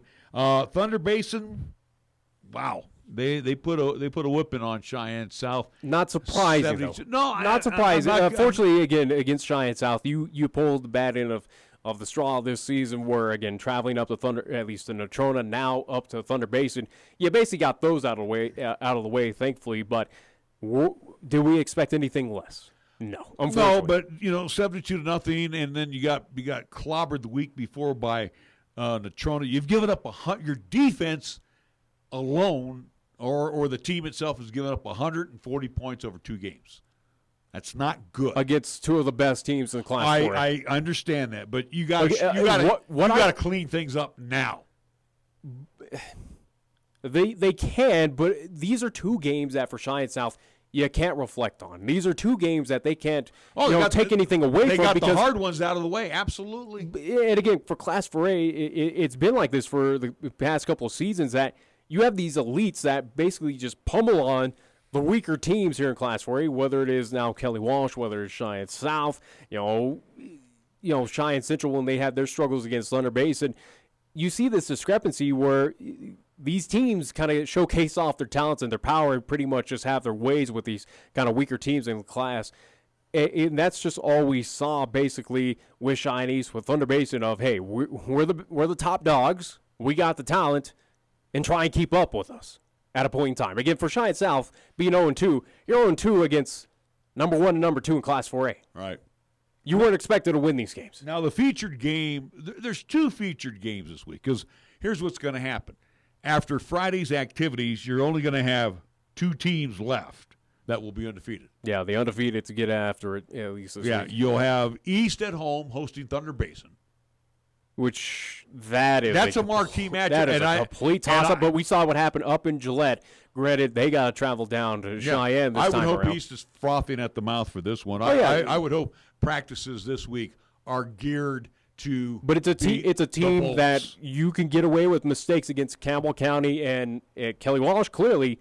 But this is a team where we go back to week 0 against Campbell County and not knowing what they did against Kelly Walsh, but penalties were a big issue. Right. Not knowing if they were at least Friday, against this Kelly Walsh team. But if those penalties creep up again, Thunder Basin is going to take advantage of it. Well, and again, there's 2 trains of thought on this particular game. Could be a high-scoring game.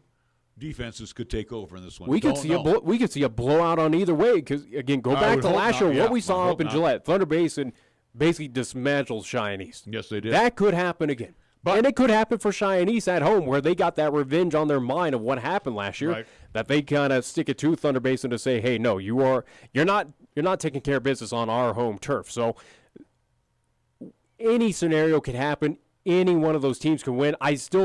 In my opinion, again, where I hold Thunder Basin in at least in this state, Thunder Basin should win this game even on the road. Well, we'll see coming up on Friday, and then we also have at Homer Scott Field.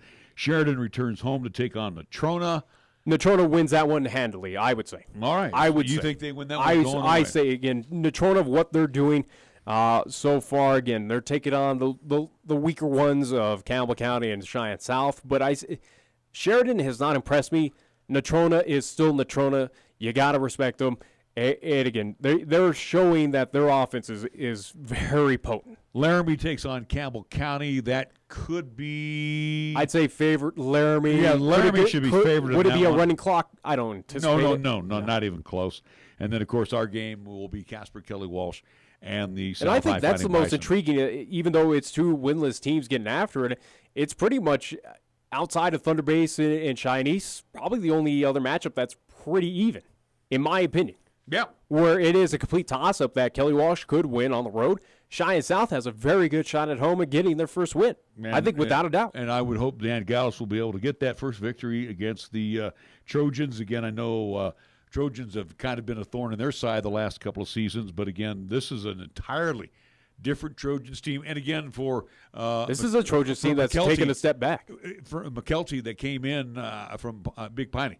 Basically, the cupboard was kind of bare for him. Yeah. There was a lot of great seniors from that Trojans team that graduated last year. Yeah, but it's Kelly Walsh. It's not like Natrona that reloads every year. It's a team that does rebuild. This is nothing new for Kelly Walsh. This is one of those rebuilding years, so you might catch them a little down. I know Coach Gallus is not going to take anything for granted. Oh, no. But again, being home, finally, a chance for the Fighting Bison to get that first victory of the season. We're going to take a time. Well, before out of Class 4A, again, not to at least isolate our Laramie County teams as well, too. At least, Pine Bluffs will be on the road. They'll take on Wright.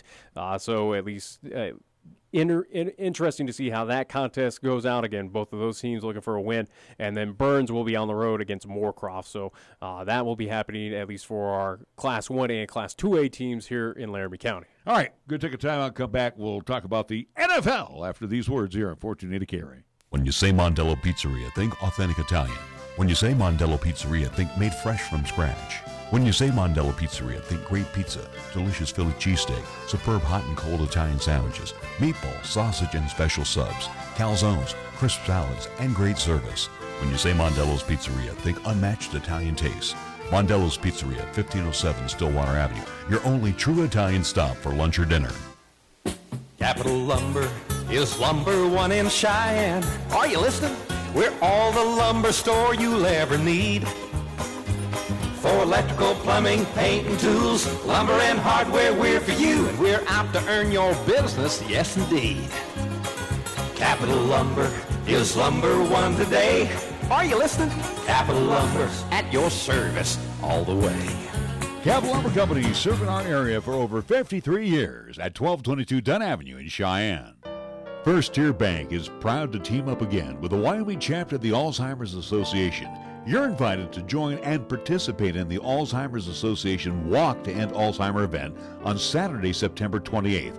Registration begins at 10:30 in the morning at Lions Park at the South Picnic Shelter. For more information, contact Janet Lewis at 307-287-6569 or go online to alz.org/walk to learn more. We'll see you Saturday, September 28th at Lions Park for the Walk to End Alzheimer's, brought to you by the Wyoming chapter of the Alzheimer's Association and First Tier Bank, member FDIC, and an equal housing lender.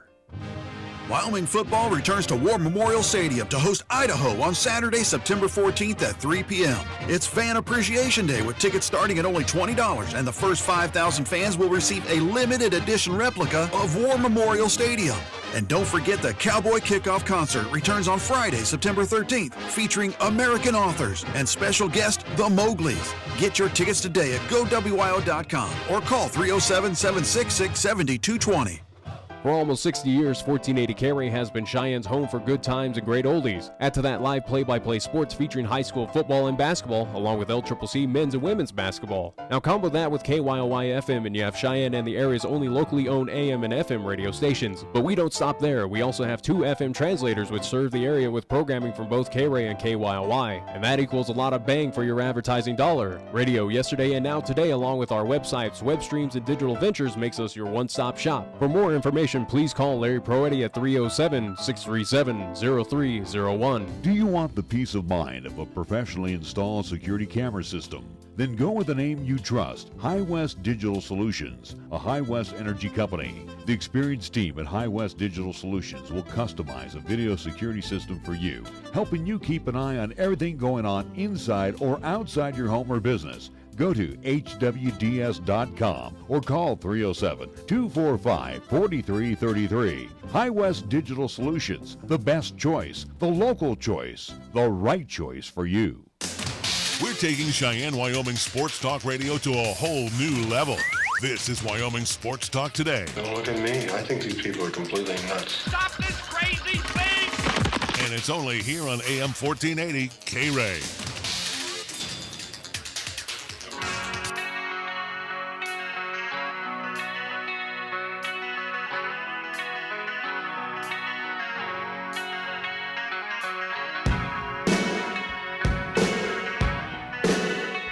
We're back on Wyoming Sports Talk today. The big news out of the National Football League wasn't Thursday Night Football with the Bears losing to the Packers 10-3 in what was really a yawner, but it happened right That's kind after. of your old school, at least, rivalry game. Oh, yeah, between those two. it was the bruiser, black and blue game, but it was out of Oakland. I mean, hell, even Chicago lost last year on opening day against Green Bay on the road, so that's not surprising. But yes, Oakland, all the hubbubaloo, and we'll talk with someone, at least a special guest tomorrow, more about it. So I don't really need a deep dive right now on it. But the interesting point of that, the Raiders aren't really out anything. Not really. Because they didn't have to absorb any salary. They're not losing money. And if you did not hear, it was on last night's broadcast between the Pats and the Steelers at the end of the game. It was announced well before that. Yeah, but guess who's heading now to New England? One Antonio Brown. Now, just, Well, it was more to back up things, and it wasn't a trade or anything. It was more so that how it all started again. We'll give you the quick version because, again, we're going to have a guest on for this tomorrow. But basically the Raiders had a little issue, or at least it was more so on the front office with GM, at least Mayock, getting into an altercation apparently with Antonio Brown at least at the Raiders facility. Words were said. Antonio Brown was threatening to punch at least GM Mayock. Then we learned about a few hours later, next day, that Antonio Brown apologized, was remorseful, had the team captains on his side. Basically, they believed in him. And then it was a day or two later, then Antonio Brown basically came out and said, hey, I just want to be released.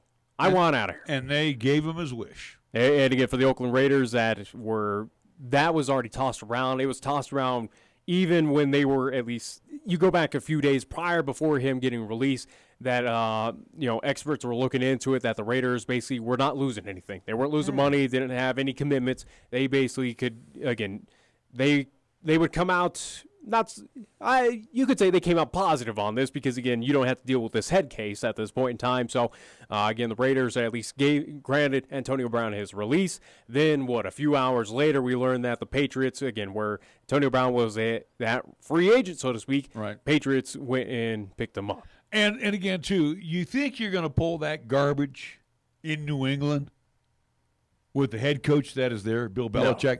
No. I don't think you'll get away with even Bill Belichick, with Robert Kraft as well, too, as your owner. Again, but Belichick runs a tight ship. And if you're going to be a goof, you're gone. It's that simple. Well, and I don't think Brown. This is also it's basically with Hard Knocks and even with social media today with Antonio Brown. This has turned out to be kind of a reality show, just kind of farce at this point in time, where he's just doing it for the cameras, trying to be egotistical, all about himself, as we talked about last week, which the guy is. It feels like it's just that reality show, just crap. But let me ask you this. Where he was posting, again, where he got the permission, or at least I guess his videographer got the permission of John Gruden to at least post the audio on a YouTube video of them at least calling and granting the release to Antonio Brown and discussing with all that. It feels like it's just a reality show. It's egotistical by Antonio Brown. But let me ask you this about egos. And again, too. He's got to check that at New England, without a doubt. It goes back to the movie Draft Day when they're all playing for the ring. But the thing is, with Antonio Brown, did he see in this – and again, I'm not sticking up for the guy. I think he's a complete head case. He's a disgrace. But do you think he saw the writing on the wall that this team is not going anywhere? I think so. I think this was a whole ploy to basically say, hey. And he got lucky with New England. I mean, he got lucky. Yeah, but again, he is – to respect the guy on the field, he is still the top wide receiver. So, again, for the Patriots, where, hey, to get that offensive piece, let's go for it. Again, thank you for that. It's the ice. I'm having, can I have a beverage while I'm on here? You always get mad at me when my throat gets all scratchy. You got issues. You got time for you. I don't know. Time for you, as old yeller. Maybe it's time for me to turn the show over to you full time. Go ahead, pal. I expect more money then. But either way, you gotta earn the real money first. Yeah, I've earned enough. Without this, you wouldn't have anything. But again, for Antonio Brown, you look at what happened this past. Again, I'll say the offseason, not even this past week, but I think it is something that he realized. Hey, the Raiders aren't expected to go far. They're not going to be competitive in the AFC West, without a doubt, with Kansas City, what we saw this past weekend. Same with the LA Chargers. Raiders aren't expected to be a wild card team. They're supposed to be down where the Broncos are. Yeah, at. without a doubt. Maybe they're better than the Broncos. I think Antonio Brown, to again maybe be somewhat of selfish, self-centered, egotistical, saw the writing on the wall, and did this little temper tantrum. And again, you look at what happened this offseason, whether it was the accidental frostbite. Maybe that was at least maybe that was Antonio Brown's doing. He knew about that to kind of go, hey, Raiders, I got this frostbite issue. I might be injured here. Maybe we could rethink about this. The helmet issue. Well, I don't want to be a part of this. I'm not getting on board with the NFL's new helmet regime. I'm going to fight about it and complain about it for quite some time. It all felt like it was all little, at least, pins at the pincushion, so to speak, towards the Raiders of, hey, here's a bad knock against me. Get rid of me. Here's another bad knock against me. Get rid of me. Here's another. Get rid of me. It felt like that as you put the pieces together where we are today with Antonio Brown now being a part of the New England Patriots, it felt like it was all slow, little, at least negative knocks against him that he, at his own doing, to basically say, hey, Raiders, get rid of me so I can go play for a team that can win a championship. And he got his wish. And again, too, don't feel bad for Antonio Brown. He's still getting paid. Yeah. The Steelers are still paying him. Yeah, without a doubt. And again, New England's in a no-lose situation because, A, they get a top flight receiver if he plays up to the way he can. If he doesn't play up to the way he can, he's gone. Bill Belichick will, I guarantee you. They don't need him. Yeah. And Bill Belichick will pull that card real quick away from him. You're out of here. Yeah, without a doubt. And again, and I think after what everybody saw last night, and again, I was not shocked by the score. I wasn't either. Steelers they are not the top dogs in the AFC North anymore. We know that. We know that without a doubt. Now, who is going to take over the reins? Again, whether it's Baltimore, question mark still with that team because, again, you beat up a pathetic Miami team. But look at all the teams in that division, though, in the North. Cleveland? Let's raise our hands on that one. Who thought Tennessee was going to knock them around like a pinball? I would expect knocking them around, but more so I would anticipate that Titans could get that win, but not in that fashion. Yeah, no. Not at Cleveland. Browns, they got a lot of issues, and it does make me, and it makes a lot of people rethink of, will the Browns win the AFC North? Don't know. I don't know. Cincinnati, again. It's Baltimore's right now to win, to be real honest. Yeah, without a doubt. But, again, to look at the other NFC, or at least AFC North team with the Bengals. At least they were competitive on the road against Seattle, lost by a point. I don't read into a whole lot of that. Again, the Seahawks are not the dominant force. They're not the Seahawks of old. They're not anticipated to at least go really far in the NFC West. Bengals competitive on the road. I give them some credit, but they're still going to be bad. They're still the Bungles. Yeah. And I just don't see them being. And again, Bengals at least now travel back to Cincinnati. They play host to the 49ers coming up, and we'll see what happens. And with Pittsburgh, usually that's their division to win. Don't know right now. I don't know. They got. It is a complete. It is in all honesty, it's a complete toss-up in the AFC North. They got whipped around by New England, and again, we always think of New England and Tom Brady and Julian Edelman, but it wasn't Tom Brady and Julian Edelman. It was the defense. The defense last night for New England is just as capable as the offense, and that's a scary thought. They are balanced. And that's, again, as we were talking to Sal Capaccio last week, how do you get past them in the East? Not for a few years. Not as long as Brady's running the offense. And that's what you anticipated. Again, is anyone taking over that East spot for New England at this point in time? No. You're battling for second place and trying. Yeah, you're battling for the wild card if you're the Bills or the Jets or whoever, again, in that division. Well, that's it. Miami. Well, yeah, Miami is pathetic. It's not good when you have majority of your, at least, players on the Dolphins after that blowout loss. It was the largest win, or at least most points scored by the Baltimore Ravens in franchise history. But, again, it's not good when there was reports out of Dolphins camp that said a lot of those players wanted their immediate release. Yeah. It's not good. It's not looking too promising in Miami right now. Oh, man, I'll tell you, that was a slap. I mean, they got the snot kicked out. But going quickly as we're getting close. Wait, how did JR you say? That was a slobber knocker. There you go. Either way, I'm glad you got that one in. Bills versus Jets, at least in MetLife. Josh Allen, 254 yards. Yeah, again, Bills getting it done with a 1-point victory, so congrats to the Bills getting it done.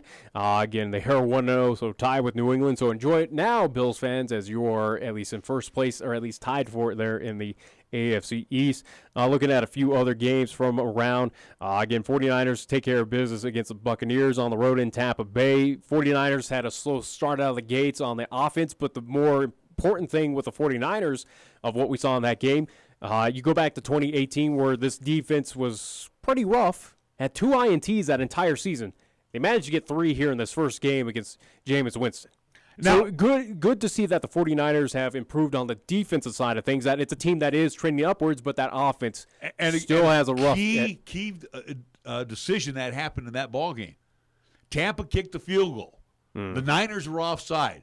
They took the points off the board. Now, again, I'm more conservative. I'm going to keep the points. But what did they do? They accepted the penalty. Niners came through on 4th down, stopped them, and got the ball in their own backyard. I do believe it was on the 3-yard line. Yeah. But again, Tampa's got so many problems, and again, one of them is their quarterback, Jameis Winston. He makes terrible decisions, and I'm still shocked that he is the number 1 QB. You got no one else. You got no one else there. Again, look what they tried to do last year. Guess what? You're not that good. No, without a doubt. And again, Tampa Bay's got to suffer for it, and they did. And again, now losing to the 49ers there in Week 1. Other surprising games from NFL from yesterday: Chargers in a close one, overtime against the Colts. Colts without Andrew Luck, and where everyone basically said, hey, the Colts, you're now out of it in the AFC South. Basically, it's going to be another rough year.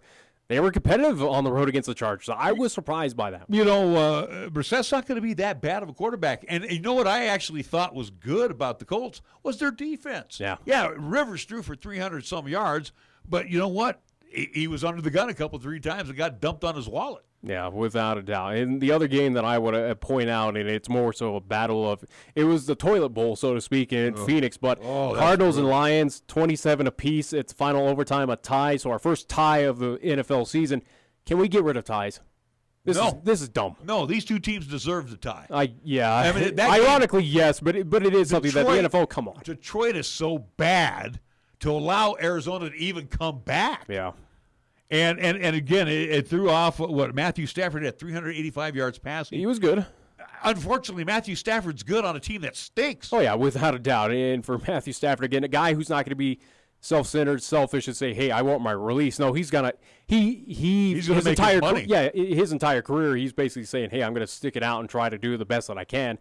But he is in that unfortunate situation. But, again, 27, our first tie between the Lions and the Cardinals. Brutal. Come on, NFL. We need to get rid of these ties. It was brutal to watch on Red Zone. That's how bad that was. Also, Dallas behind Dak Prescott's 405 yards passing. Not a surprise. Again, they got the back. Big Ezekiel. He was back. And matter of fact, he scored a touchdown, I know of. Good for him. And they had him in, sparingly, but, he did enough damage. Giants are no good. Giants not anticipated to do well. So, again, that's no surprise. Competitive game from at least Sunday as well.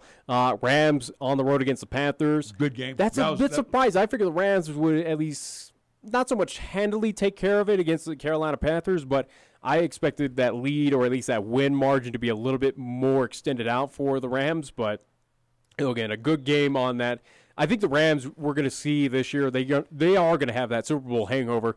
And the Rams, I do believe, have that step back this season. Nick Foles for the Jags. Kansas City did this last year to Garoppolo. Kansas City almost had at least the entire city almost had a heart attack early on in that game. I know, but last year they put Garoppolo on the IL, or the IR for the season. And Nick Foles now will I'm trying to think, it was a broken clavicle, if I do believe, right, yesterday. So, I mean, Kansas City has a way of knocking guys out and big names, too. They're playing the game. They're hitting hard. And, hey, if your strength and conditioning, your health is not up, so be it.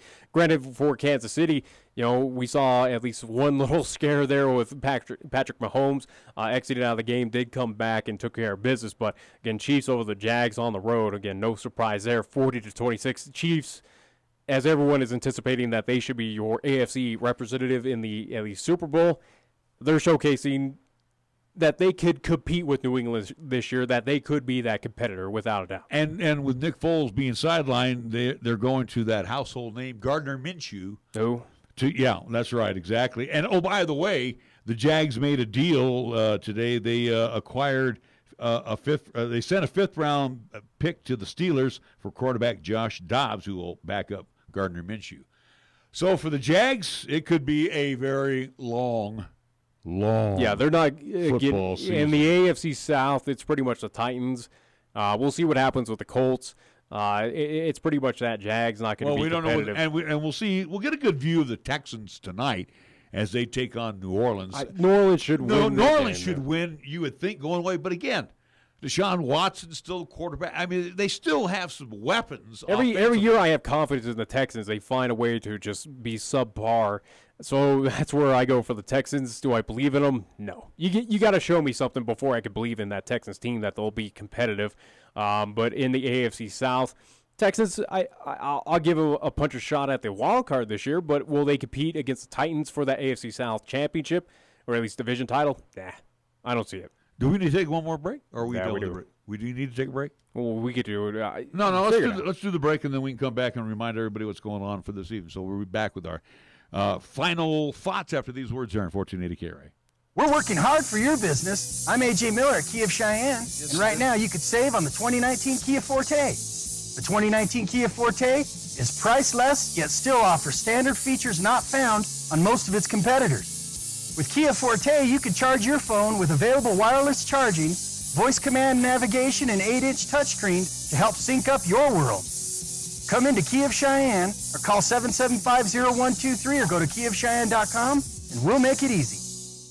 The team at Chick-fil-A, Windmill and Del Range, directly across from Powers Field and Menards, are proud sponsors of the student athletes for the 2019-2020 school year for high school and LCCC. Not only do they support the athletes, but they are ready for your next cater-out event, meeting, or gathering. A special thank you to Chick-fil-A and all they do for 1480 KRAE and our sister station KYOI-FM during the year. For more information, call Chick-fil-A at 638-4444.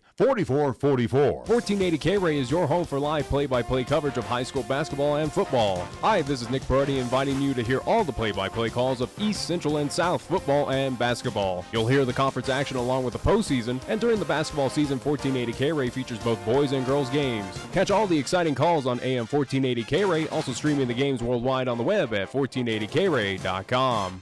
Cheyenne's oldest coin dealer and supplier, the Coin Shop, is proud to serve the community since 1982. Trade or sell your gold, silver, and other precious metals. Visit with David and the knowledgeable staff for a fair and honest assessment of your valuables. Located at 510 West Lincoln Way. Call them today at 778-7196 to schedule your personal consultation.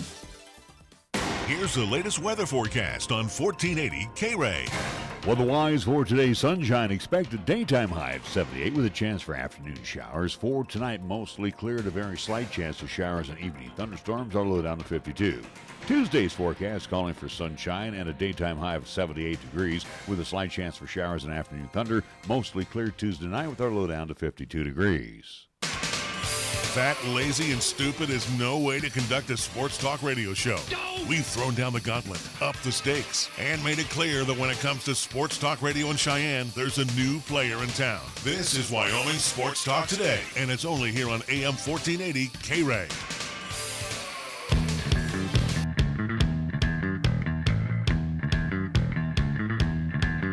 We're into the home stretch of Wyoming Sports Talk for today. Oh, by the way, speaking of home stretch, that's where we're at with the Golden Age Radio Theater for Sherlock Holmes ×2, again from 8 until 9.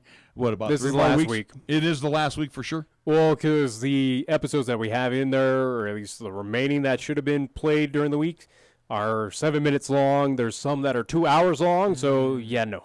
So this will be the final week of Sherlock Holmes. So again, unless you want to hear 2 hours straight of a lengthy farewell Sherlock Holmes. I don't know. That might be a good 2 hours. Yeah, that might be good to run them. I mean, just throwing it out. You're not going to have any of your, at least folks that sponsor Golden Age. Well, you could run them in the beginning, I guess, and run them at the end. Twice, when they're twice supposed to play? You could. Sure.